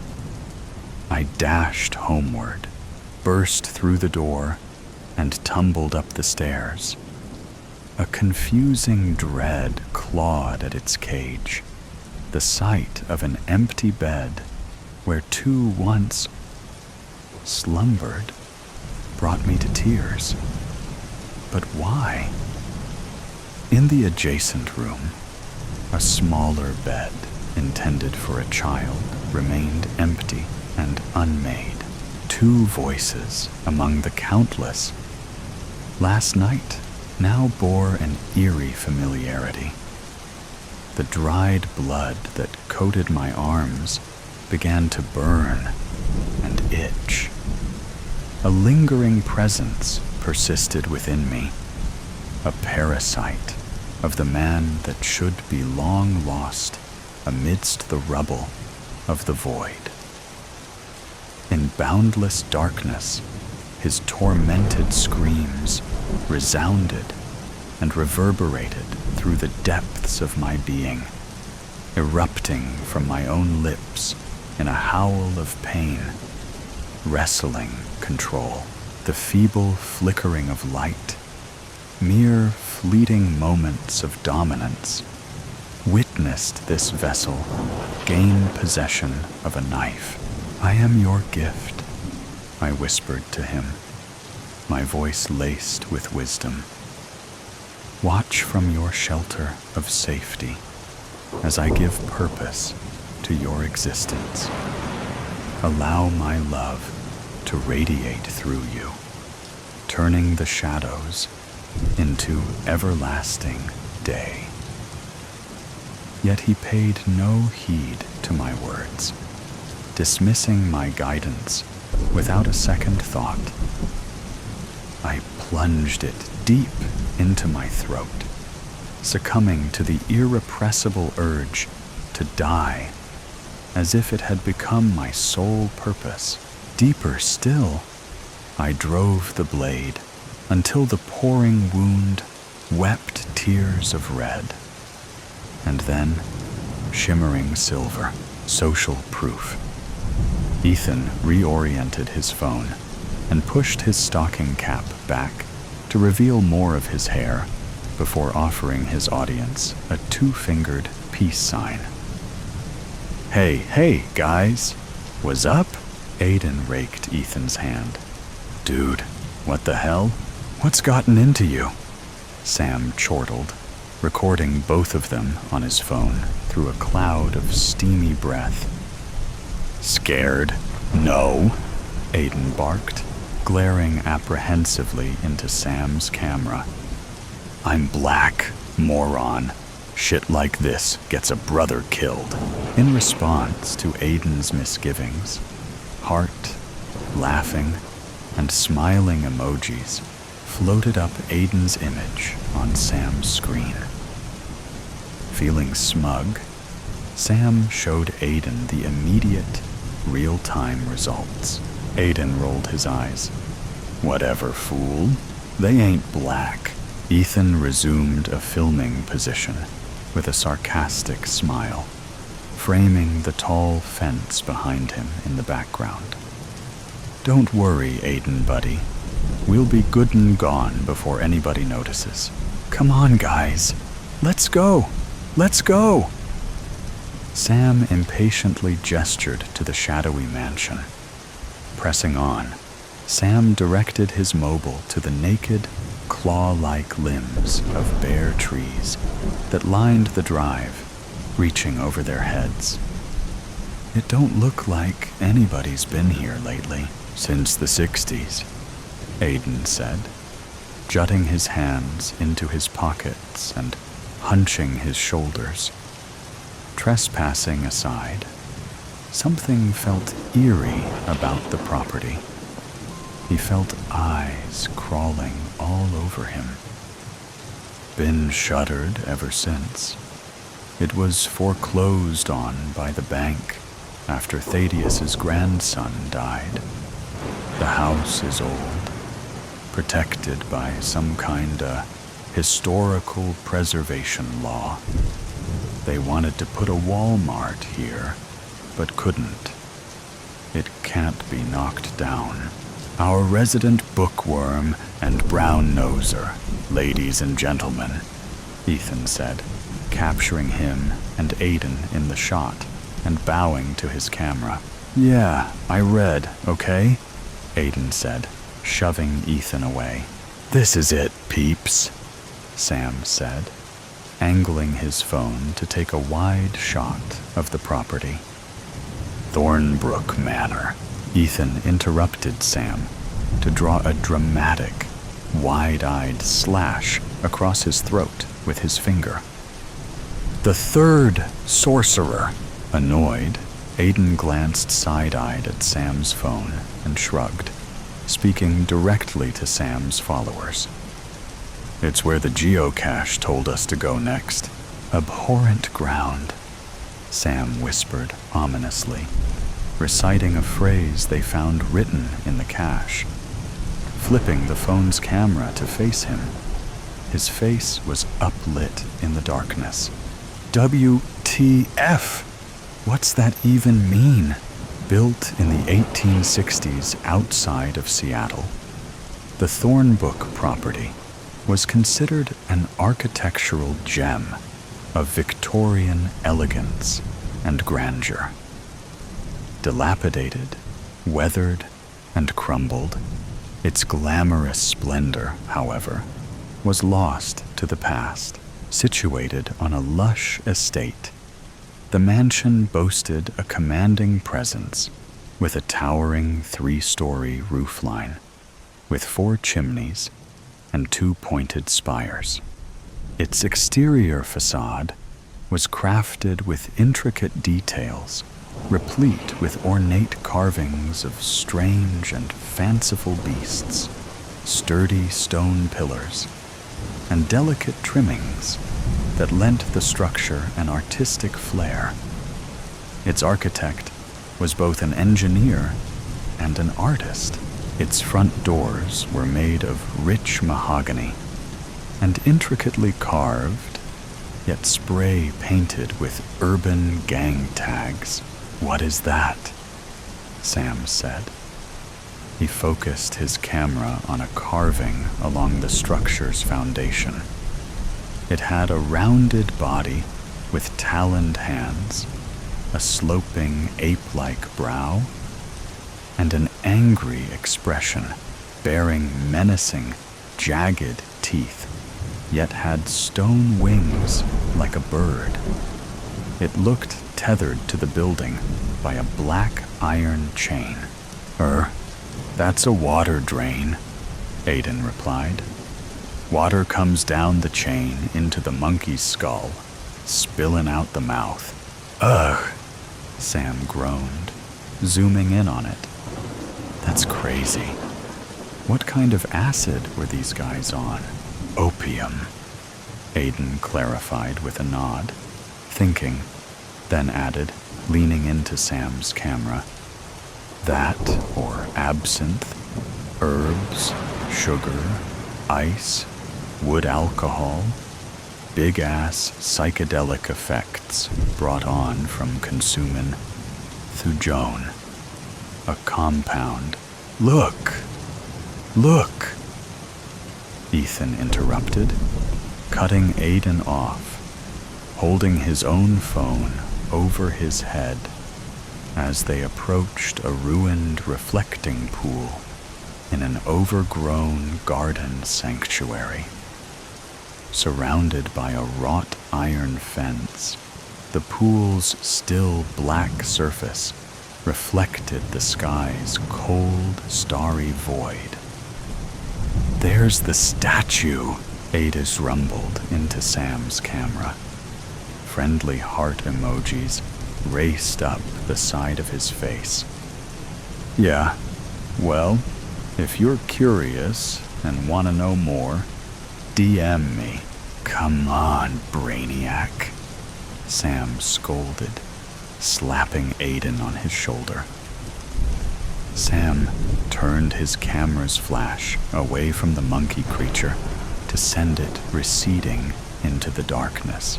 Cautiously entering the gate, they circled the pool to step through an overgrowth of thorny black bushes with serrated, tar-colored leaves. A marble statue of a Victorian gentleman, leaning heavily on a cane, loomed over the pool's edge. Soiled by centuries of grime and vigorous splotches of mold, thorny brambles climbed its legs and torso. "Dr. Thaddeus Parlow," Aiden whispered, scanning through Wikipedia articles on his device. He passed the links on to the audience through social media. Sam zoomed in on Parlow's vandalized head. Chiseled away, it looked as if it were mauled. Chunks of marble were gouged from Parlow's face. Hundreds of shocked and gasping emojis went scrolling by. Sam zoomed back, panned, and held his phone horizontally to keep Ethan and the statue in the frame. "We've got more than 1,600 viewers, man. Play it," chided Ethan's followers. Little blue bubbles of text went floating by. Okay, I'm going to play it. Just hang on," Ethan promised his followers before turning his phone around to navigate its settings. Ethan, I don't think..." Aiden's eyes trailed from his phone to the water. Sam could barely contain himself and removed his cap. He fixed his phone on Ethan. "Man, this is going to be so great," reflected upon the smooth black surface of the pool. Aiden saw a sharp, vivid reflection of the Milky Way. However, looking up, ambient light from the city obscured the night sky, and it was cloudy, overcast, a typical Seattle night. Puzzled, Aiden absently asked, Ethan?"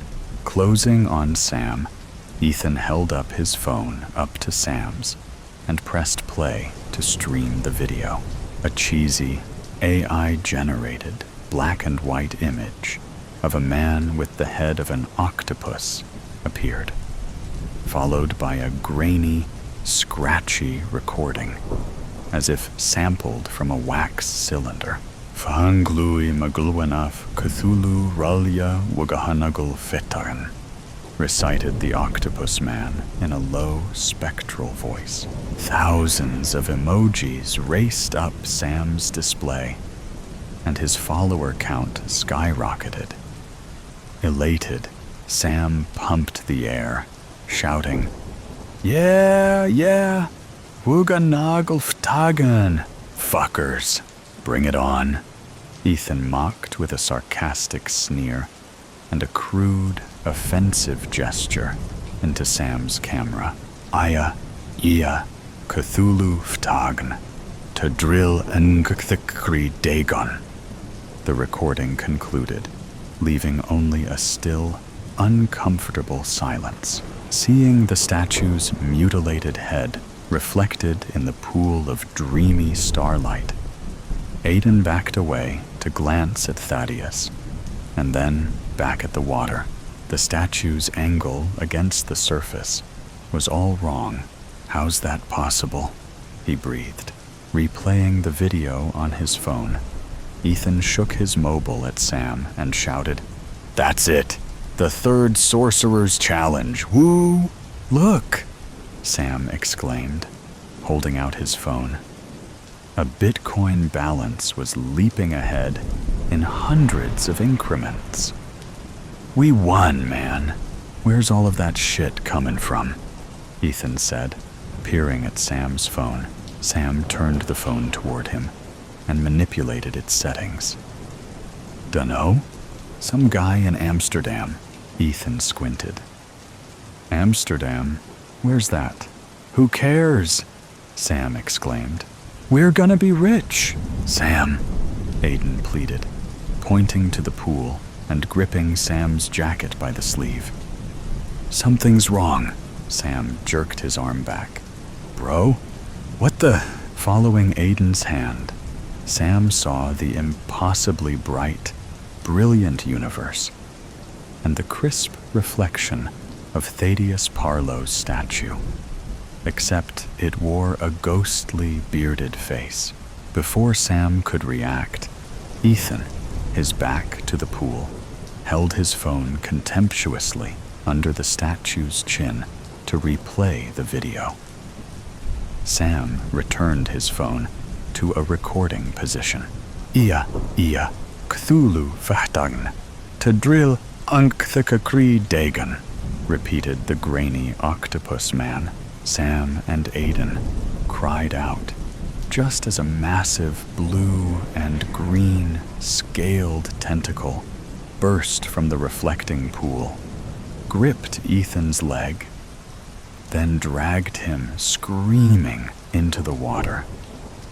The light from Ethan's submerged phone sank into the pool's depths and disappeared. "Jesus fuck!" Aiden shouted, throwing himself from the side of the pool against the iron fence. Sam's phone, his thousands of followers witnessing the entire event, burst into a flurry of shocked, worried, and sad emojis. From the shadows, the chained monkeys squatting along the manor's cornerstones grinned, howling in terror. Aiden grabbed Sam to bolt for the iron gate. But as they ran, the thick, thorny, weedy brambles snagged their jeans and shot out to wrap around their legs. Tripped, Sam fell, sending his phone skittering across the cobblestone surrounding the pool. "Sam!" Aiden cried, reaching back for him, only to find Sam's body ensnared in the grips of the wicked Flora. Pinned against the fence's bars, Sam pleaded, extending his arm to Aiden. "Help! Help!" Tugging, the thorns ripped into Aiden's skin and tore at his legs and ankles. He could feel the lacerations, the blood saturating his jeans. Aiden struggled and tried to get closer to Sam, only to find tendrils of strangling, grinding vines cutting into Sam's throat. His eyes bulged and bled, and he choked on a protruding mouthful of black leaves. It began to rain. Scared, senseless, Aiden scrambled backward to lunge for the iron gate. Shut tight by the snaking weeds, it barely budged. Aiden glanced behind him in horror. The statue of Dr. Thaddeus, Parlow, remained as it was, and always had been, except its vivid, colorful reflection was a ghastly monster with a translucent nest of writhing tentacles waving from its jaw. The pool was still, unmoving, as if coated in a layer of sheer, translucent ice. The raindrops did not affect its surface. The pool was disorienting, mesmerizing, spinning. It was as if the whole of the universe lay open at Dr. Parlow's feet. "Absinthe, my ass," Aiden shouted, bracing his foot against an iron post to pull at the gate with all of his weight to rip it free of the twisting vines. Fleeing from the sanctuary, a wind bellowed from the chimneys, blowing from inside the mansion with a terrifying roar. Slipping on the mud, his heart pounding, lungs burning, Aiden ran with everything he had down the drive and scaled the fence. And without even a second glance, he sprinted away, leaving his friends forever at Thornbrook Manor. Glowing in the darkness, the video of the octopus man replayed on a loop, while a mass of emojis, check-in waves, Bitcoin balances, and DM requests flooded Sam's phone, before a green tentacle reached out from the water, cupped it, and slowly slid it into the pool. Straitjacket. Chrissy. Yates pocketed the last of her equipment and squinted her eyes, the way a predator zooms in on its prey. "Oh, Come on, she thought, her nervous gaze darting between her watch and the sanatorium door. Impatient, she stood herself at the entrance, which was one of corrugated iron.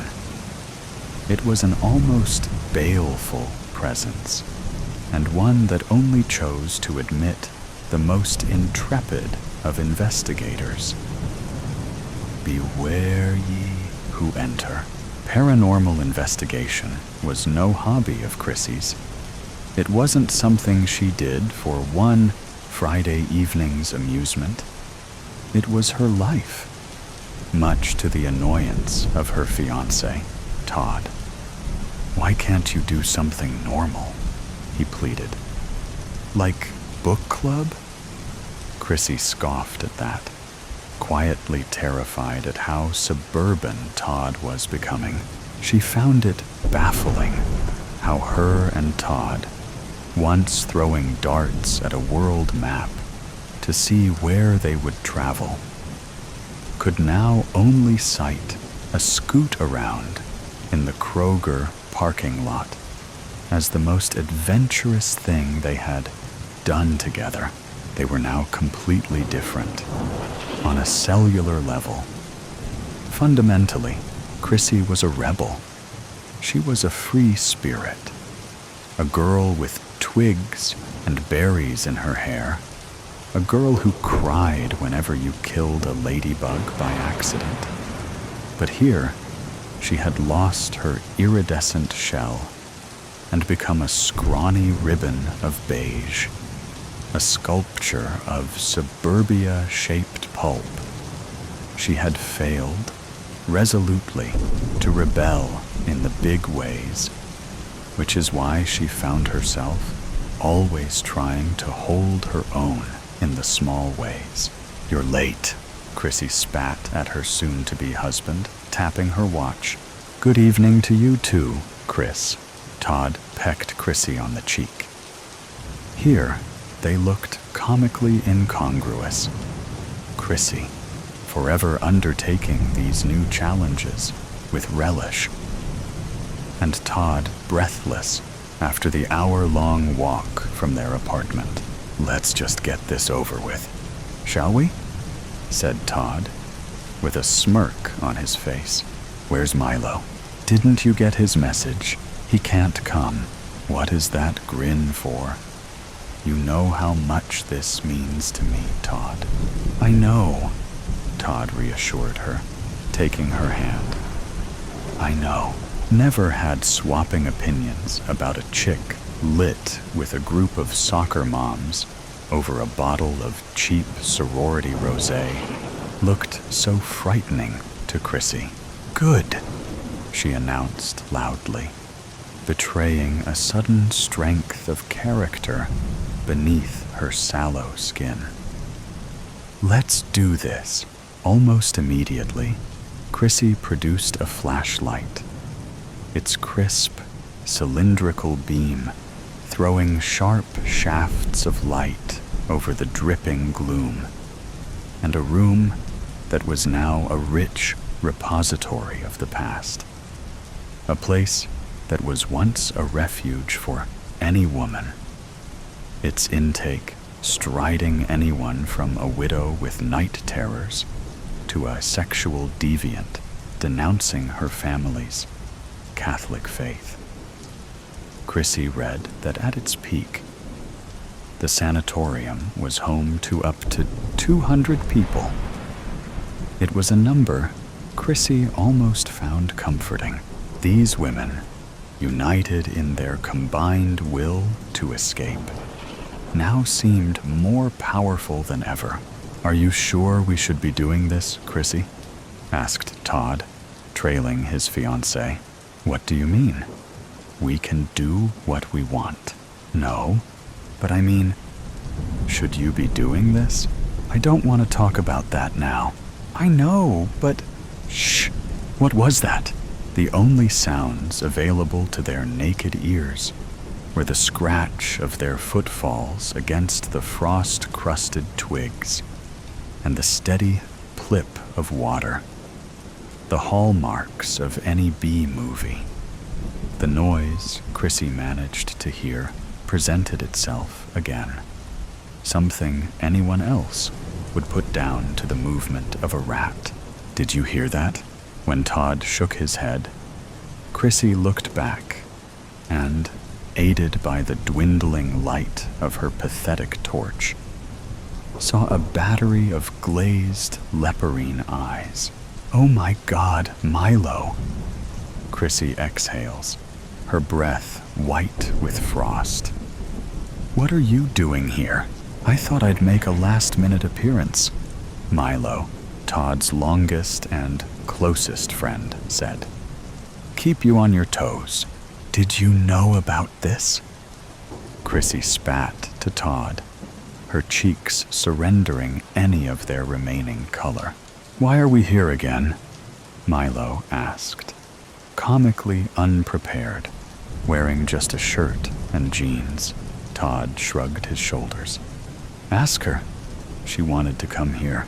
She must have told you a reason." "There is no reason, Milo. You know this."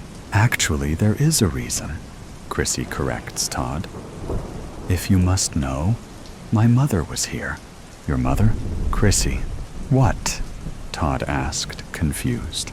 "You heard me. Just before the place shut down, she was admitted here." "You never told me." "I don't think you ever asked, Todd." Shall we move on, more determined than she had ever been? Chrissy stalked deeper into the darkness. "So why was your mother here?" Milo asked, closely following Chrissy. "Milo!" "No, it's fine, Todd," replied Chrissy, grateful for the question. "I don't know exactly how she came to be here. She didn't tell me. But when her dad died, her mom married again, and he started sexually assaulting her, raping her."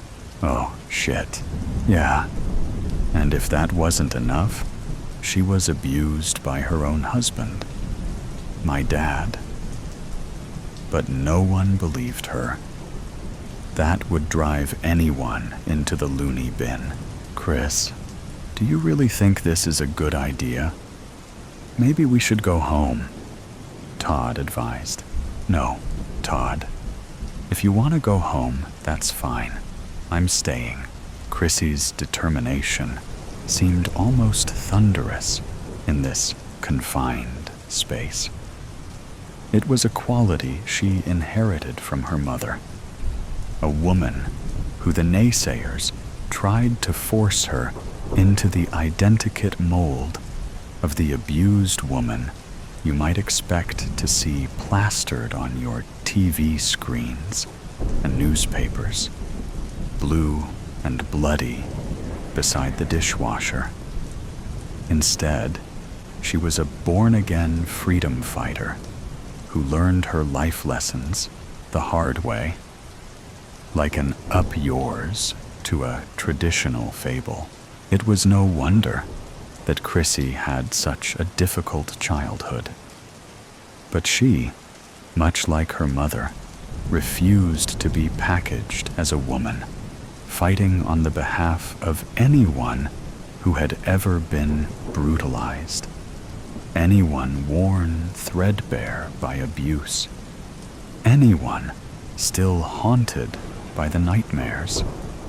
Sharp, serrated pinpricks of terror, a spider-webbed mirror, a shard of glass, a calloused palm, the girl who used to throw bricks at street lamps and through store windows for nothing but her own amusement, who used to grieve as easily with laxatives as with a bottle of wine, and who used to hide the ladder of cuts on her arm, was no longer that little girl. Chrissy wasn't scared anymore. She had conquered her fear. She wanted to talk about her past, even if Todd didn't want her to. Todd liked to sugarcoat things and cower behind the happy illusion that things were better than they actually were. He wouldn't allow them to tackle issues head-on. Say one of their golfing friends, clad in one of those Argyle sweaters, mid-slurp of Long Island iced tea, mid-bite of a crustless cucumber sandwich, brought it up. Todd would swat it away and insist that it was only temporary. If Chrissy wanted to talk about something as mundane as what they were having for dinner, that would be fine. But if she wanted to talk about how she came to be in a psychiatric hospital when she should have been spending her gap year in Phuket like any other student, then that would, of course, be off limits, which was why she had to come here, to this very hospital. "Oh my God, what is this place?" Milo asked, weirdly curious. "This," Chrissy replied, happy to answer, "was where they did the whole electroshock therapy thing." Milo shared a confused look with Todd. "How do you know that?" Chrissy smiled wryly. "I just do." Chrissy couldn't help imagining her mother in this room, putting her legs in stirrups and placing herself at the mercy of a masochistic doctor. "We are going to scour it out of you," he would spit, forcing a wet sponge between her lips.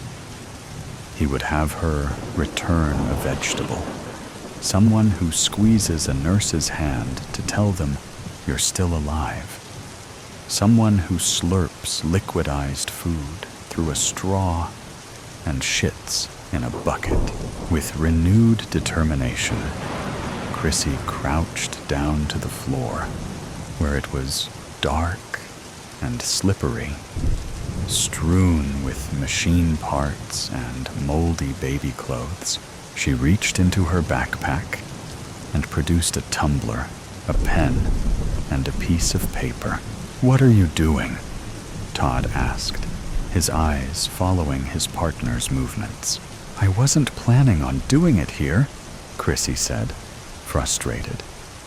"But if you would just work with me, then maybe we could—" "No," Todd objected immediately.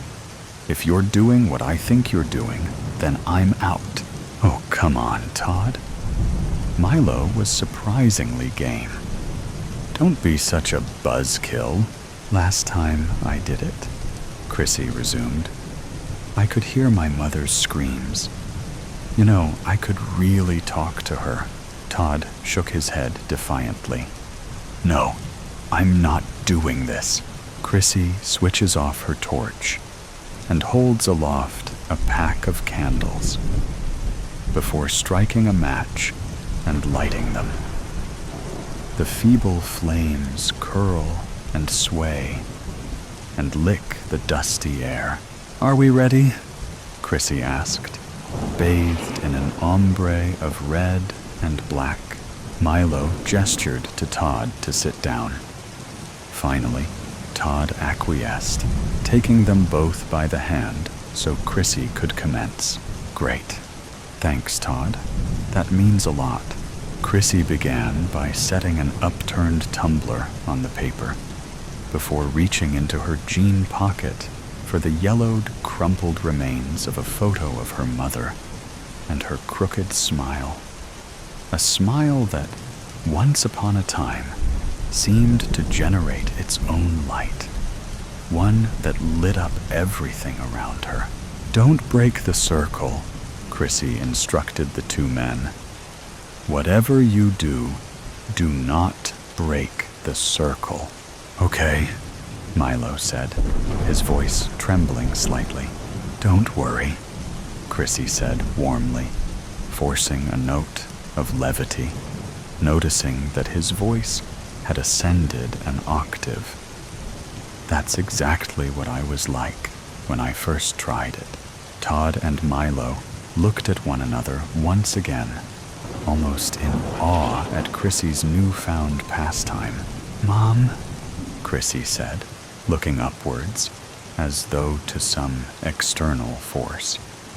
"If the answer is yes, please slide the glass to the right.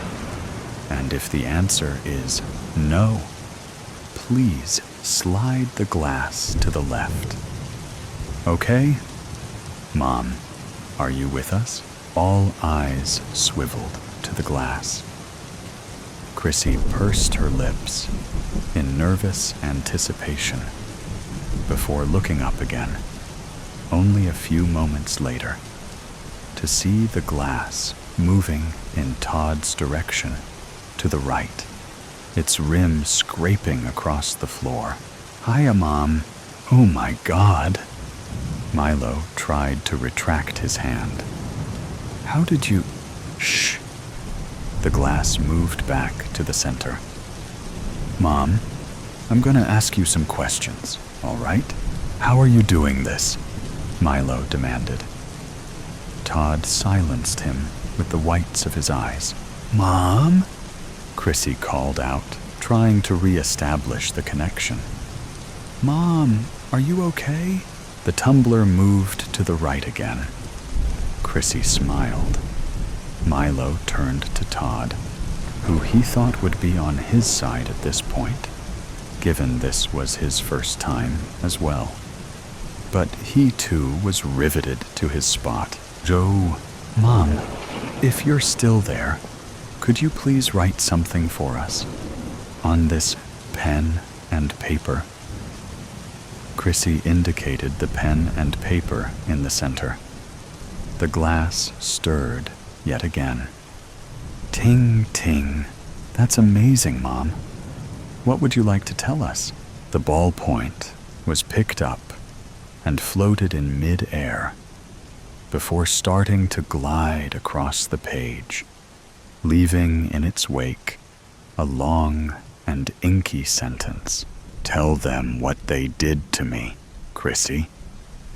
Tell them what they did," as a draft, wispy as a trail of jet exhaust, wafted across the room.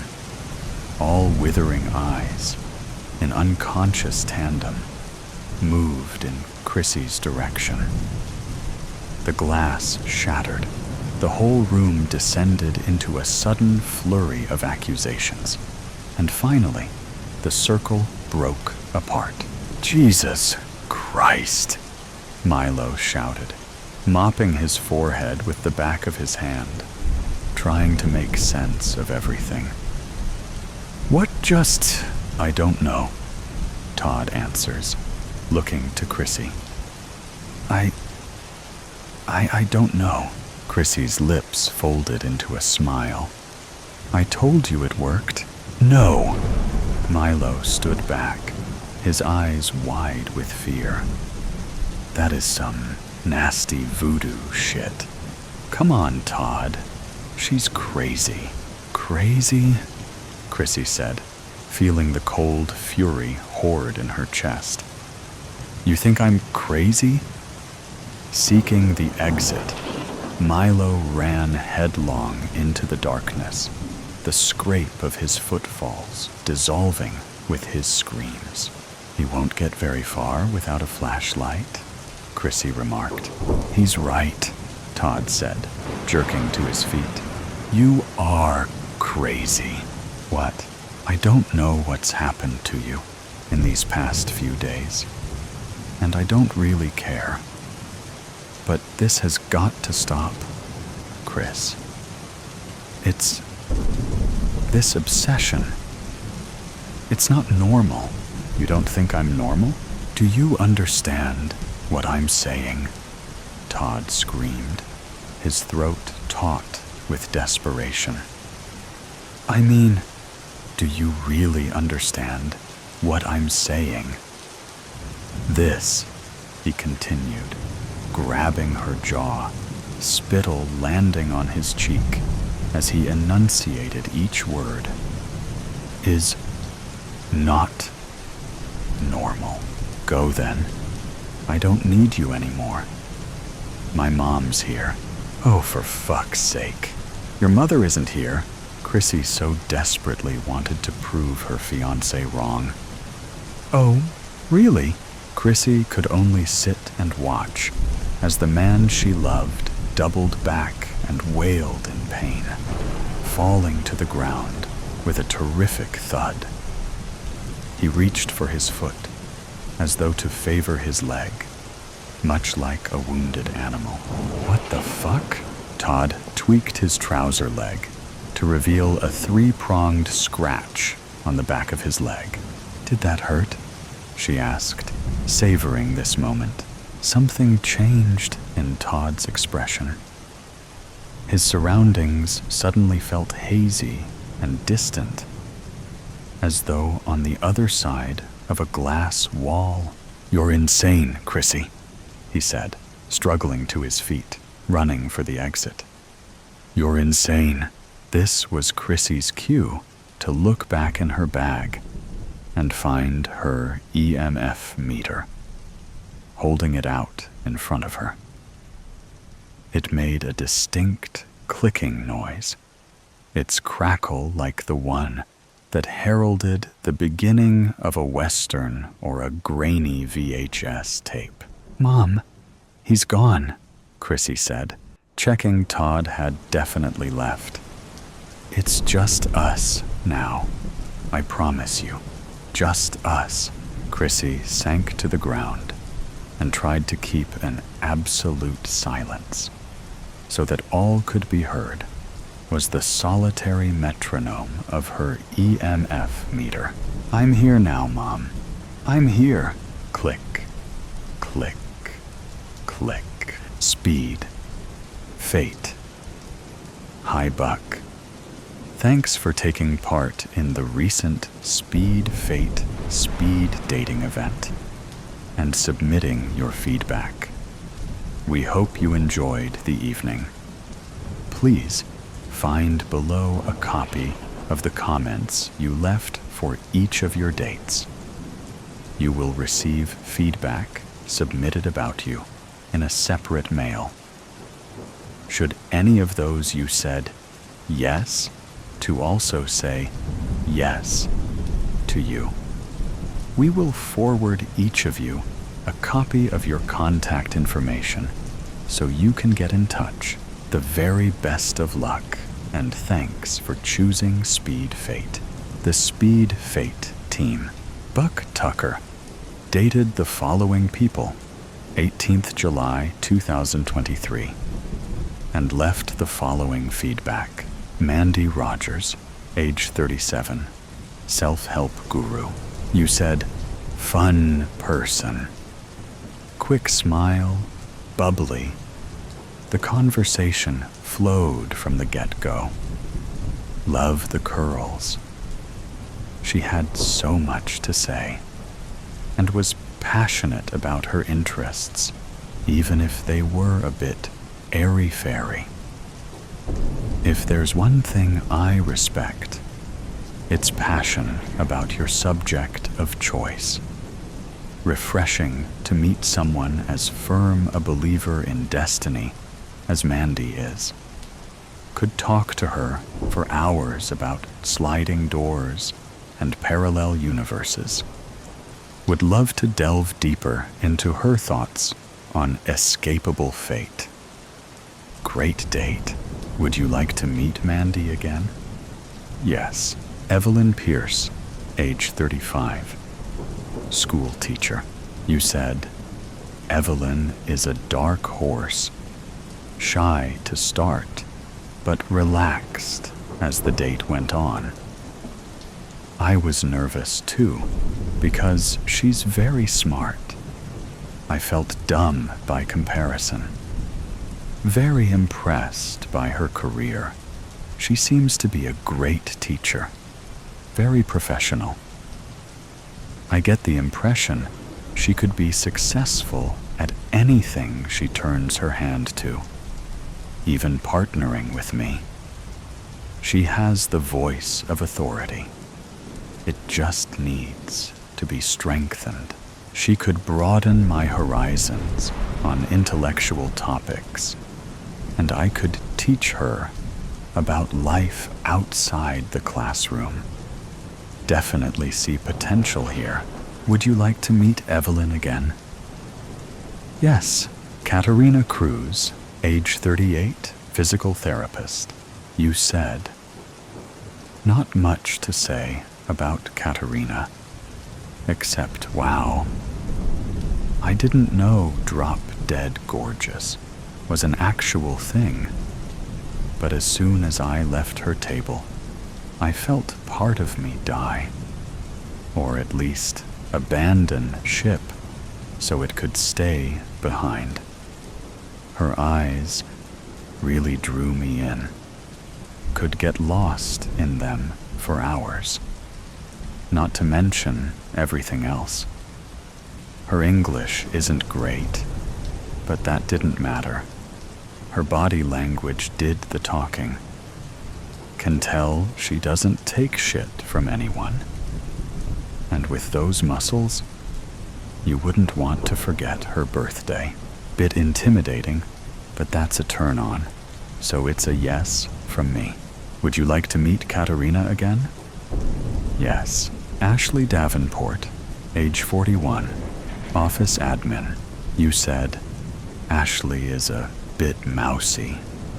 Not my type physically, but has an air of mystery about her, which is attractive. Not sure why she was at the event. She was an ice queen, and I had to work hard to make conversation. Wasn't very successful. Didn't find out much about her, other than that she has cats and works in admin. I'm not a cat person, but I have a dog who hates cats, so he would probably chase them off if we got together. Pretty sure she just had her walls up. I have a feeling I could get her to loosen up. I am 100% sure it would be worth it. It would be nice to see her show some emotion. Challenge accepted. Would you like to meet Ashley again? Yes. To Buck Tucker from Speed Fate Team. Date 19th July 2023, 16:31. Subject: Your speed. Fate. Feedback. Hi Buck. Thanks again for attending the recent Speed Fate speed dating event. We have now compiled the feedback we received from the people you met and have included it below. You will receive the contact information for anyone who said yes, that you said yes to, also in a separate mail. The best of luck, and thanks for choosing Speed Fate. The Speed Fate team. Mandy Rogers, age 37, yoga teacher. They said, Buck was a pleasure to talk with. Very open-minded, and I didn't get the impression he was humoring me when I was rattling on about chakras and meditation. He seemed to be genuinely fascinated. Was interesting hearing his views on the afterlife and reincarnation. He carries a lot of nomadic energy and seems to be as much of a free spirit as I am, even if yoga and mindfulness aren't his thing. Would definitely like to bounce more ideas off him. I promised him a tarot reading if we meet again, so here's hoping. Would they like to meet you again? They said, yes. Evelyn Pierce, age 35, school teacher. They said, Buck is great. He's a lot more adventurous than me, very extrovert, which is exciting. I need someone like that to get me out of my comfort zone. Raising 2 teenagers as a full-time single dad is not an easy task, so I take my hat off to him. Also impressed by his role as a part-time scout leader, setting time aside to take kids camping and teach them about the great outdoors. That's inspirational. Would definitely be interested in getting to know him better. Always a sucker for a good dad. Would they like to meet you again? They said, yes, Katerina Cruz, age 38, physical therapist. They said, Buck is interesting, man. Similar interest in keep fit, training for marathon. Now, I think he has a lot of work to do, but is good. He has goal to work for. Perhaps he needs some help training. Little out of shape. But I don't have heart to say. Cute smile, kind eyes, love-bearded man. Also interested in his musical career. Must be nice to date with guitarist of upcoming rock band. I think I should like to see this. Would they like to meet you again? They said, yes. Ashley Davenport, age 41, office admin. They said, God loves a trier. I gave him nothing, but he kept on trucking. Bonus points for that. If I was him, I would have given up in the first minute, like everyone else. 5 must have been torture. Really hate this shit. Only did it 'cause my friends signed me up, and I never would have heard the end of it. Whatever. Promise I'll make more of an effort next time. Not that he's going to want to meet me again. He'd probably sooner throw himself under a bus. Would they like to meet you again? They said, yes, 2. Buck. Tucker from Fate. Team. Date. 20th July, 2023, 11:30. Subject, your speed. Fate. Contacts. Hi, Buck. Please find attached contact information for your matches from the speed date event you attended on July 16th, 2023. We hope you had an enjoyable experience and have our fingers crossed. One of your matches will be the one. We've had a number of success stories to date, some leading to marriage, and are always interested in hearing how things go. The best of luck, and thanks for choosing Speed Fate. The Speed Fate team, dressed in his least shabby suit, well-worn blue check shirt, newly bought navy tie, and doused in the least repulsive knockoff Hugo Boss aftershave he could find. Tucker drew a well-practiced smile onto his goatee-framed jaw and slid into the seat opposite his date, the redhead in the white dress, whose hair was tied back in a hastily knotted ponytail and whose name was displayed on the sticker attached to her chest. Evelyn, he announced, clasping his hands together and placing his elbows on the table. So good to see you. I was delighted to hear you wanted to meet me again. I felt we had a good connection, even though we only talked for 5 minutes. How have you been? How are those school kids? Hope they've been listening to teacher across the white-clothed tabletop, past the bottle of champagne chilling in a stainless steel cooler, 2 sparkling champagne flutes, and the candle protruding from a chrome holder. Evelyn met Tucker's gaze and swallowed the lump of saliva that had stuck in her throat. He hadn't thought it possible for her to be more nervous than she'd been at the speed date, especially since they knew each other now. But there she was, eyes darting about, glancing at the people either side of them, beads of sweat visible on her brow. It was going to be harder than he thought to get her to loosen up, he realized. But that didn't matter. In a way, he found her nervousness endearing. "They're fine," she said, her voice coming out a whisper, forcing her to clear her throat. "They're good. They don't give me trouble.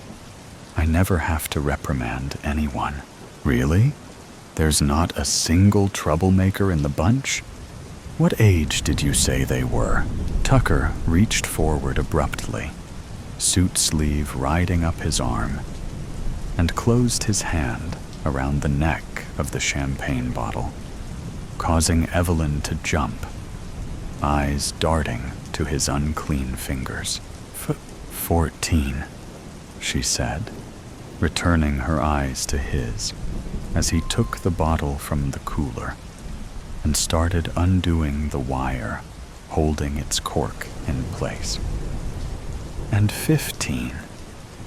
No, honestly, nothing like that.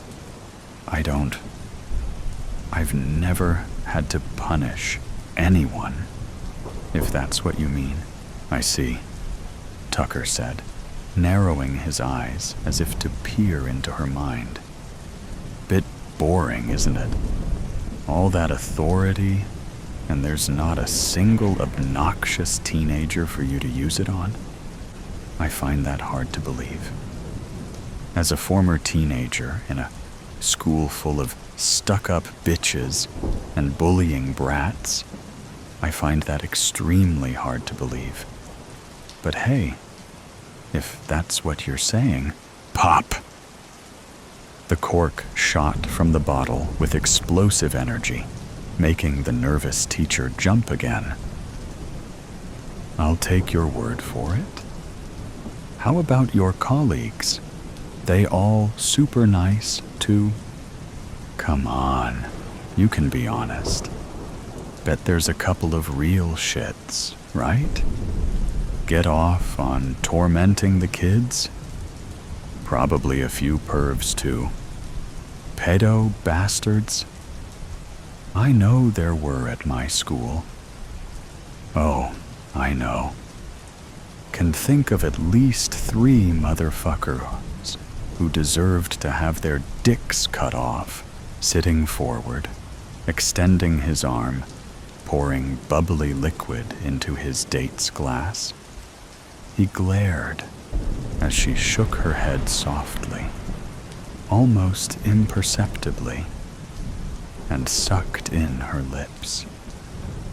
He snorted, smiled, a shake of the head as he finished pouring, and moved the bottle to his own glass.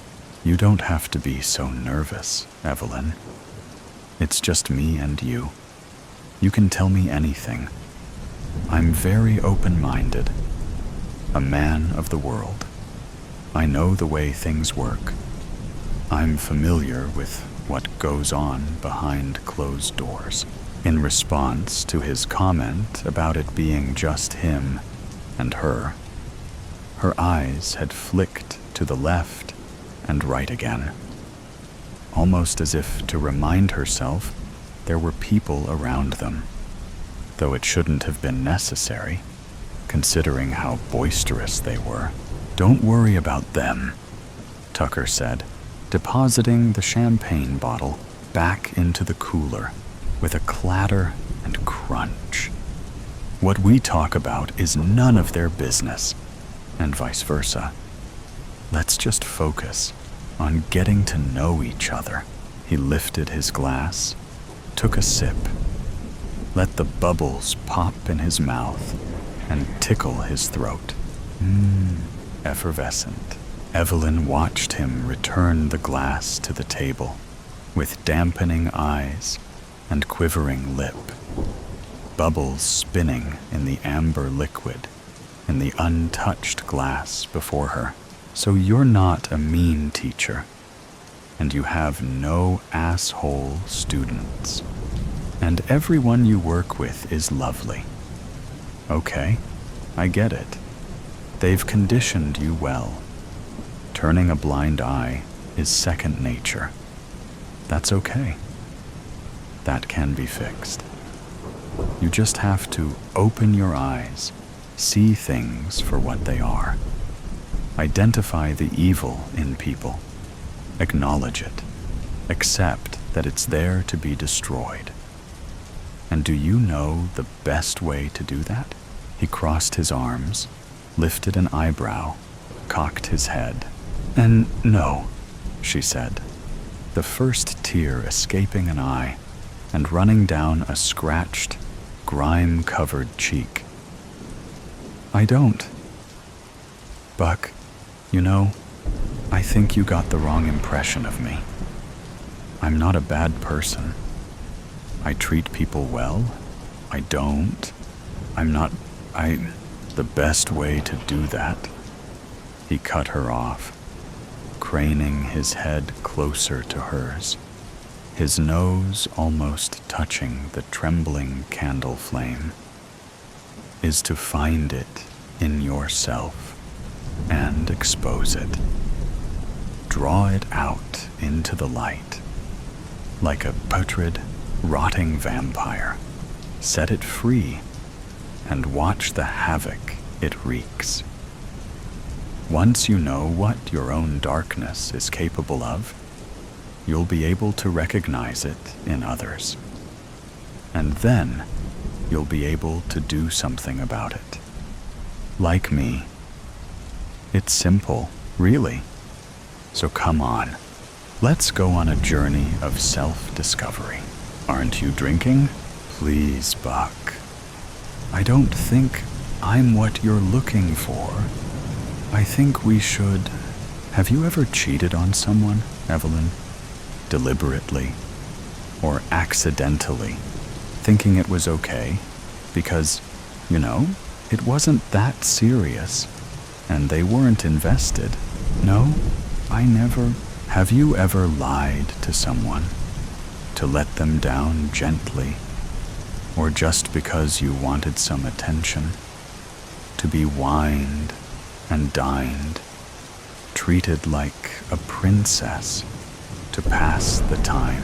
Buck, I want to stop, please. Have you ever hit anyone? A sibling? A child? Have you ever lost your cool and lashed out blindly with a hand or a foot? Hurt someone out of anger or desire? Please, so you don't use your authority to punish students. How about something else? Have you seduced one? All those virile young teenagers staring you up and down.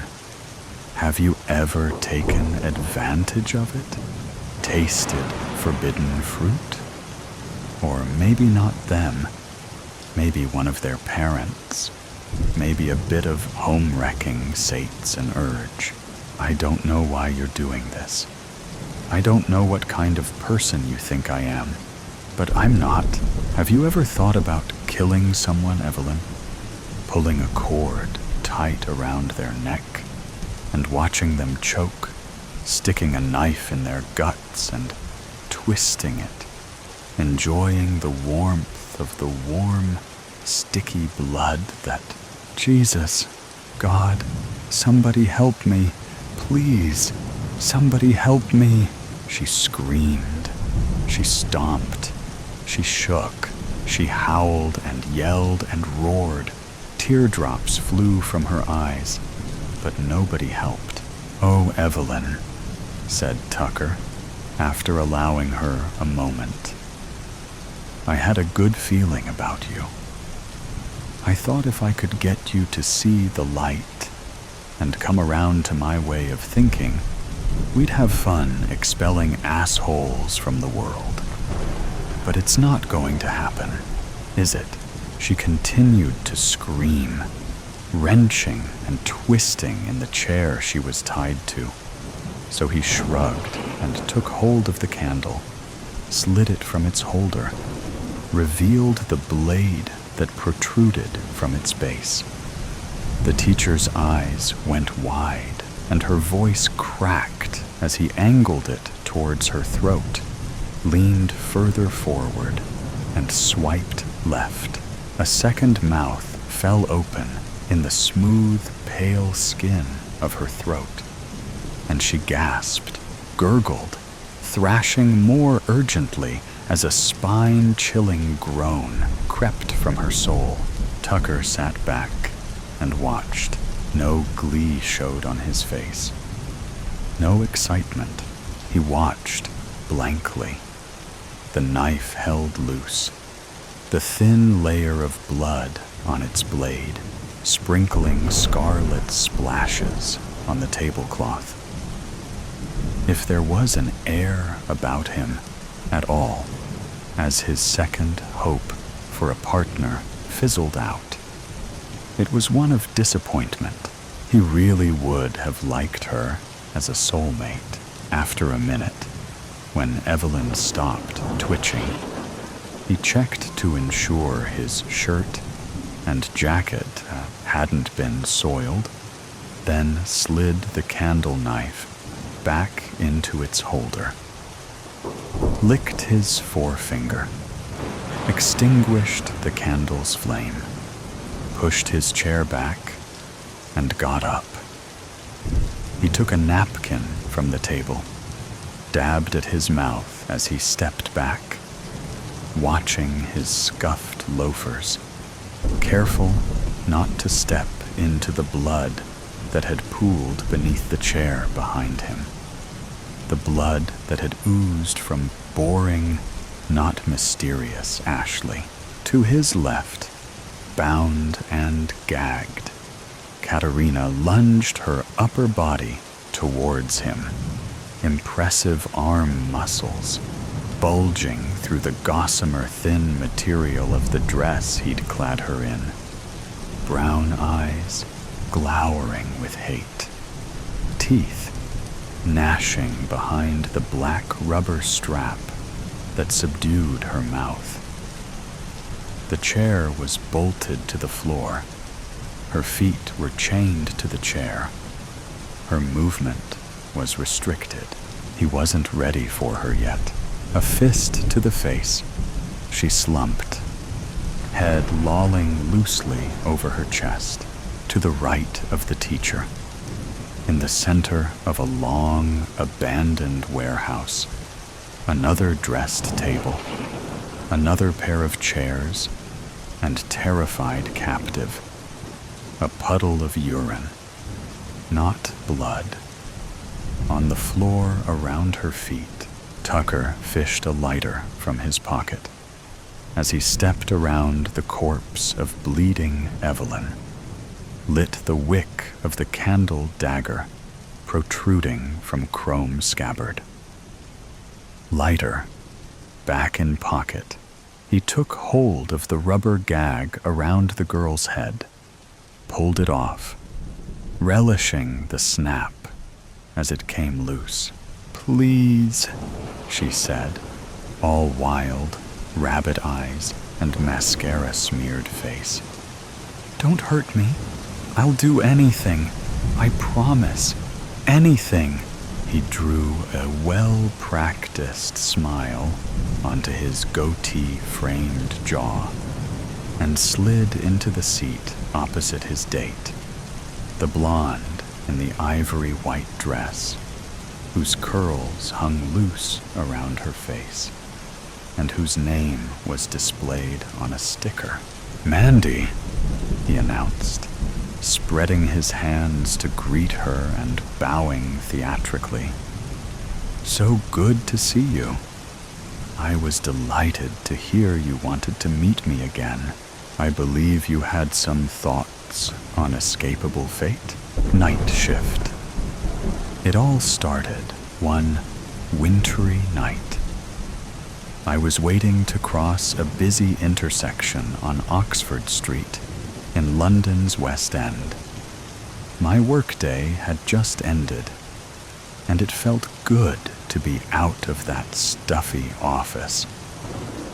I had been feeling warm all day and hoped I wasn't coming down with a cold or flu that regularly permeated the office environment at this time of year. Joining the throngs of people heading for the underground trains on their way home, I breathed in the crisp air that usually had a ruffled chill to every month of January, and was looking forward to getting home, switching on the telly, and putting my feet up for the evening. Whether it was the cold night air invigorating my lungs or just getting away from my desk, I felt a heightened sensation bordering on elation. Even my sense of hearing had become acute to conversations in the crowd around me.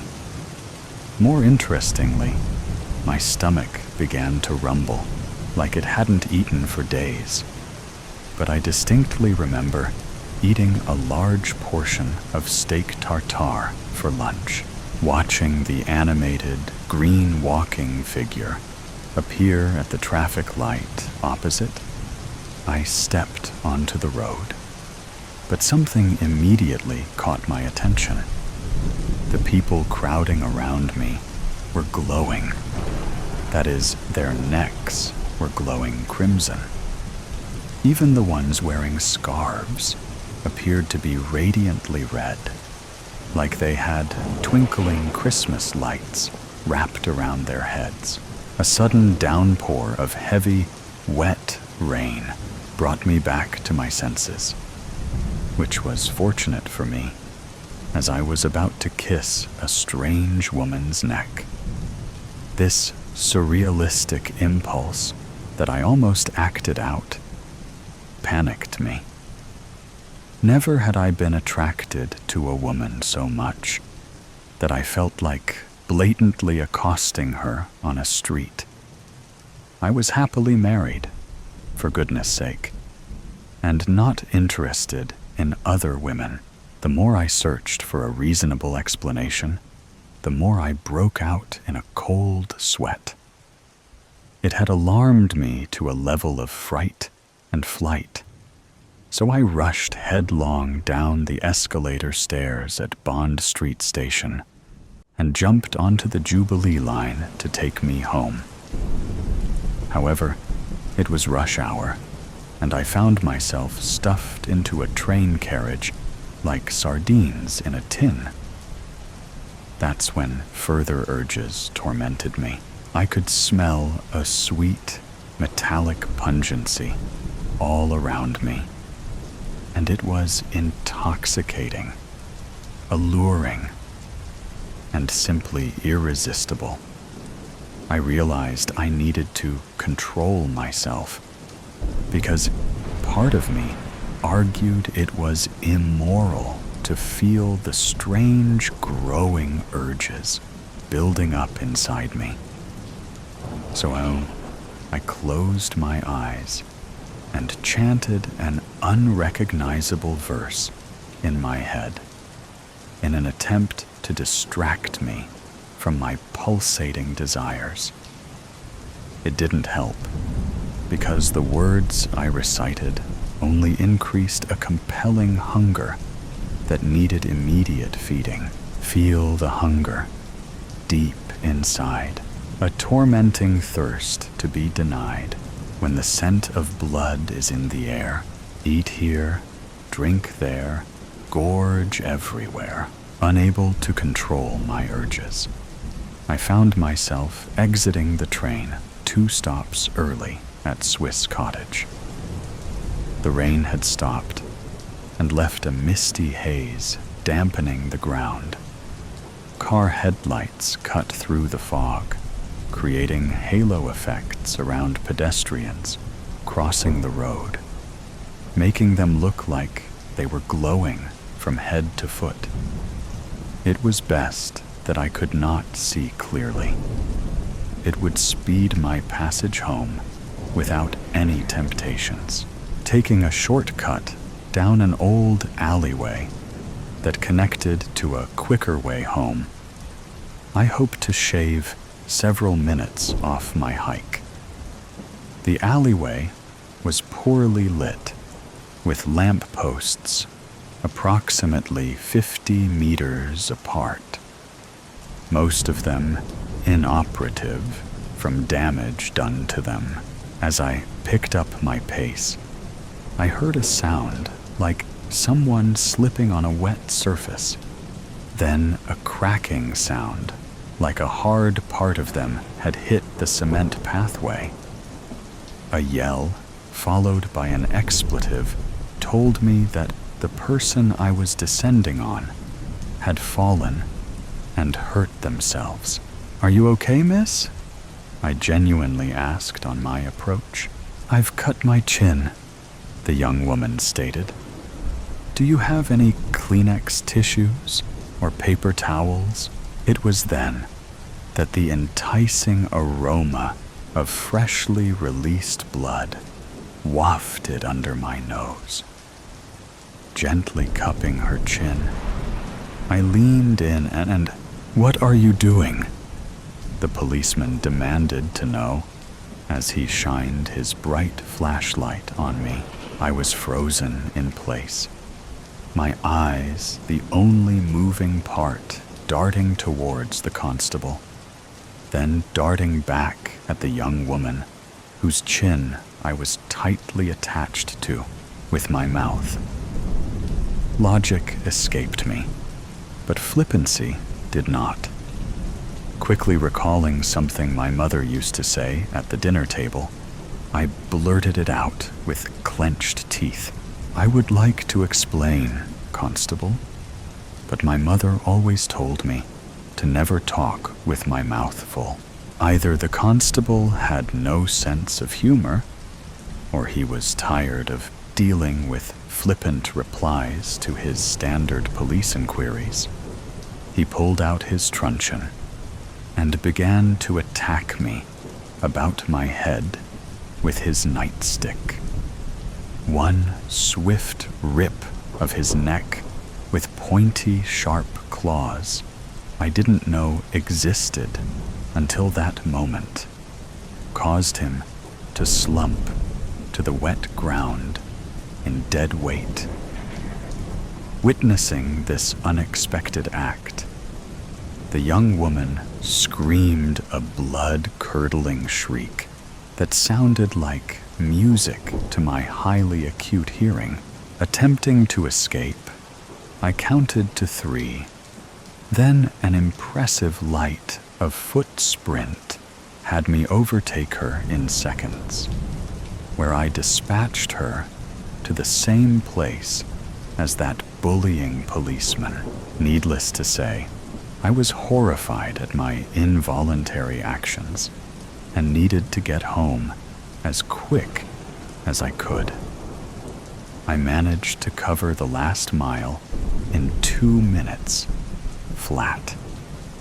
Another surprise that shocked me, because until that moment, any form of exercise I participated in, running was never my best activity.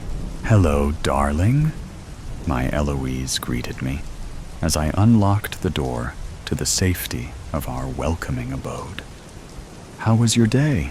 Without a word, I unintelligibly grunted and shook my shoulders before hurrying up the stairs to the bathroom.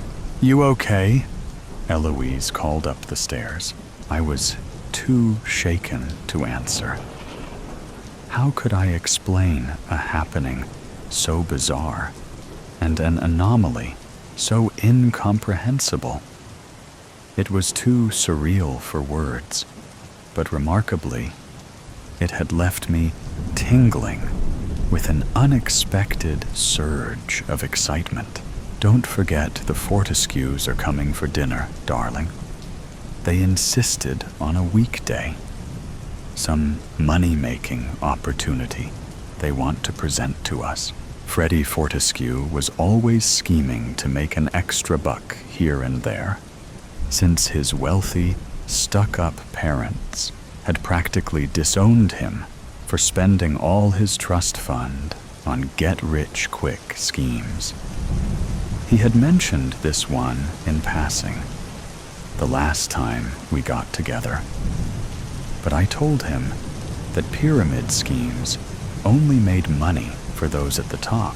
It was obvious that saying no to Freddie was like saying no to happiness.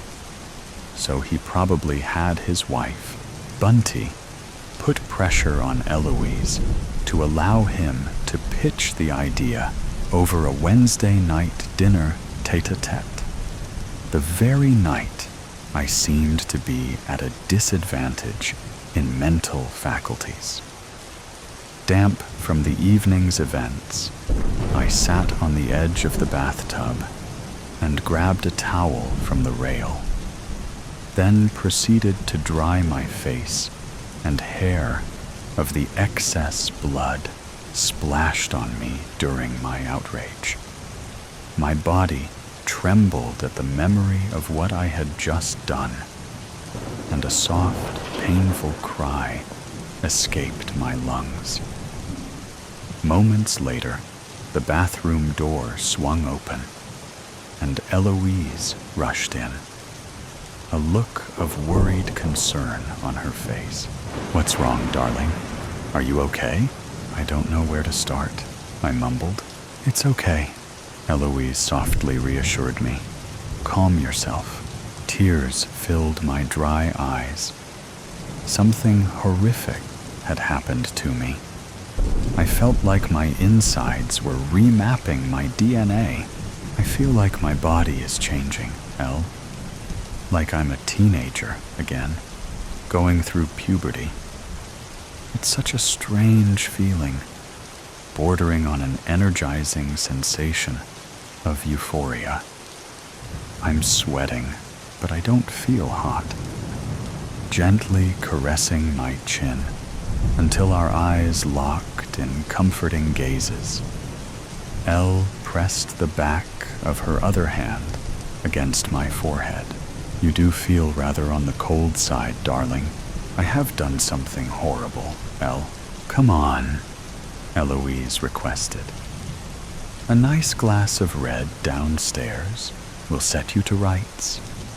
You can tell me all about it after you change clothes." Ushering me from behind, Eloise nudged me from the bathroom. I felt both confused and elated at the same time. But how would I be able to explain it to Elle? Snapping me out of my inward thoughts, Elle held up the cravat she wanted me to wear. Then produced the most exquisite red velvet jacket while helping me on with it. It was a tad kitsch, but she has always loved seeing me dressed up in 1970s Hugh Hefner-styled clothing. She said seeing me in a velour way caused her to purr like a kitten, and that it always added a little excitement to the evening. Besides, the Fortescue's sense of fashion always seemed to tease at the edge of tackiness. It would be rude not to indulge our guests on this dark, wet, and atmospheric night. No sooner had Elle dressed me, Freddie and Bunty were ringing our doorbell. As I opened the door to let them in, I decided to put on a brave face and try to act normal. This was helped by Freddie and Bunty gliding into the hallway, dressed in a similar 70s revival fashion. Good company for my velvet jacket. Freddie's wide lapel suit with platform shoes made him look taller than his small stature. But Bunty looked deliciously attractive in a rainbow-striped halter top and brown flared pants. Luckily for her, the faux fox fur coat she wore as she entered our home had kept her cozy and warm in the outside fog of the evening. It was a much-needed distraction from my earlier experience, so I told myself to just get through dinner, then confess all to my loving Eloise. Throughout the evening, conversation from our guests had been jovial, but I remained slightly reserved, still trying to come to grips with my sudden change of character. It wasn't too noticeable, as Freddie took center stage and entertained us with quips and jokes of an era gone by. You know, the borderline racist and sexist one-liners that matched his dress code. Bunty shyly giggled at Freddie's off-color humor, but managed to correct him when he went too far.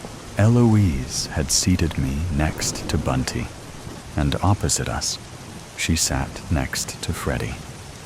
Soup was the starter. However, my appetite had escaped me, so I didn't partake in eating any of it.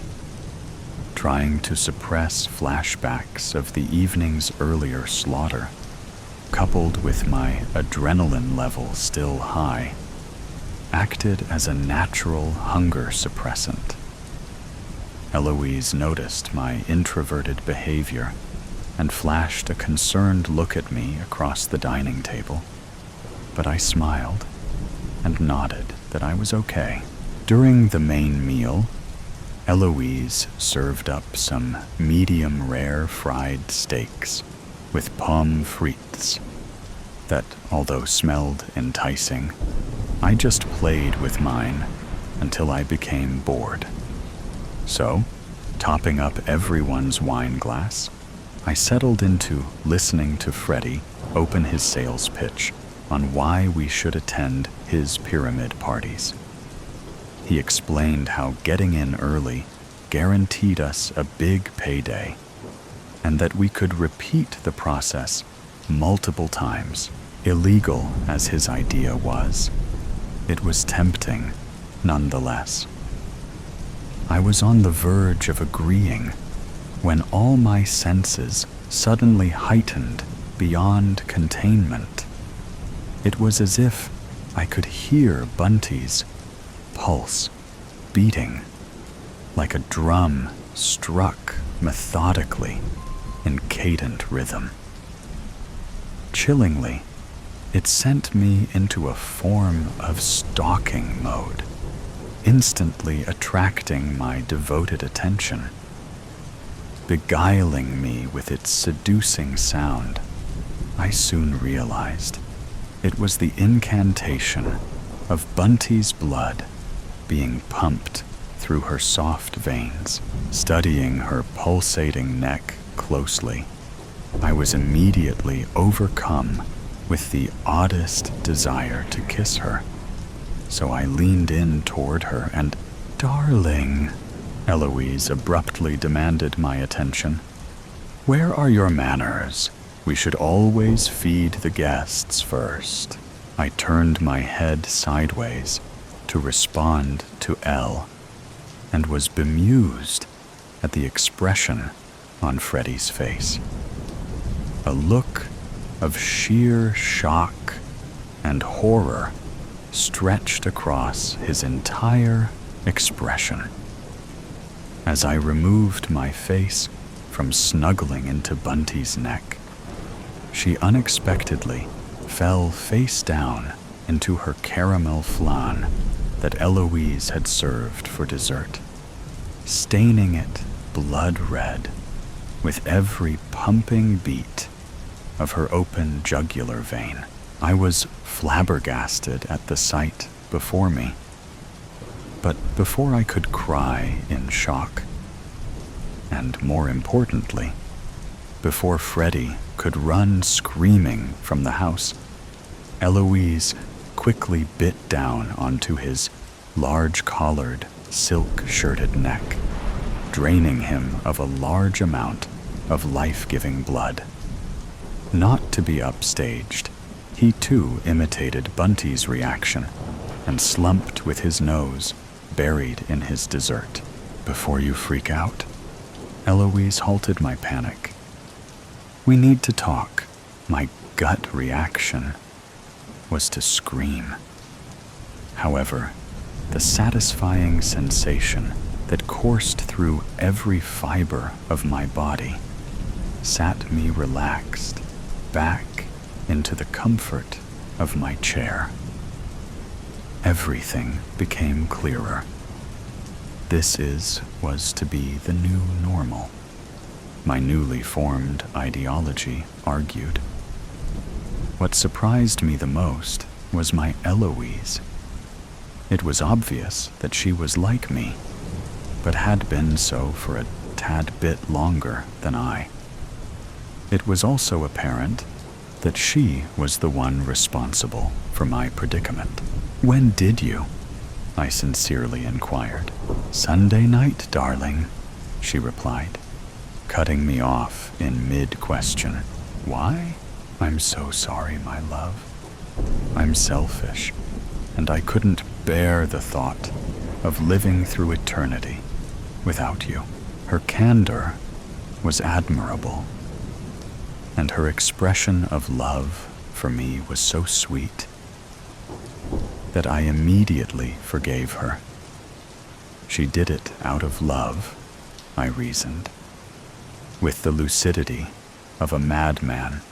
However, there was still one question remaining to be answered. Elle, who turned you? Nigel, at the company Christmas party, the one where partners weren't invited? Obviously for a reason, darling. The world needs more vampires, apparently. It's all the rage. Somehow, I had missed that memo at my own place of business. Elle's answer certainly explained the increasing numbers of sicky days my colleagues took before never returning to work. It also explained my wife's sudden rush to buy thick black velvet curtains that she kept drawn during daylight hours. I simply thought blocking out the intermittent English sunshine helped ease her migraines. What created a conundrum is that she chose to convert me without any prior discussion, but I suppose that would have been a difficult topic to broach. Darling, I have some good news and some bad news. The good news is that I will live forever. The bad news is you won't, so I need to bite your neck and drain your blood. I may have run for the hills if she had explained it in that manner. However, the way I felt after ripping through bountiful Bunty's porcelain flesh was too intoxicating to argue with any rational thought. I was now a night crawler, a citizen of the undead. My world had changed. It was up to me to live with it and learn to sleep by day, because from here on out, I was going to have to work the night shift. Still trying to process events, I didn't hear the front door being broken in, the heavy sets of footsteps piling into the hallway, and the police helicopter hovering above our roof, shining its blinding searchlight beam through the open curtains. I must have been recognized on my mad dash home at the speed of a fast-moving city car. Angry shouts ordering the two of us to lay on the floor face down. Accompanied guns pointing directly at us.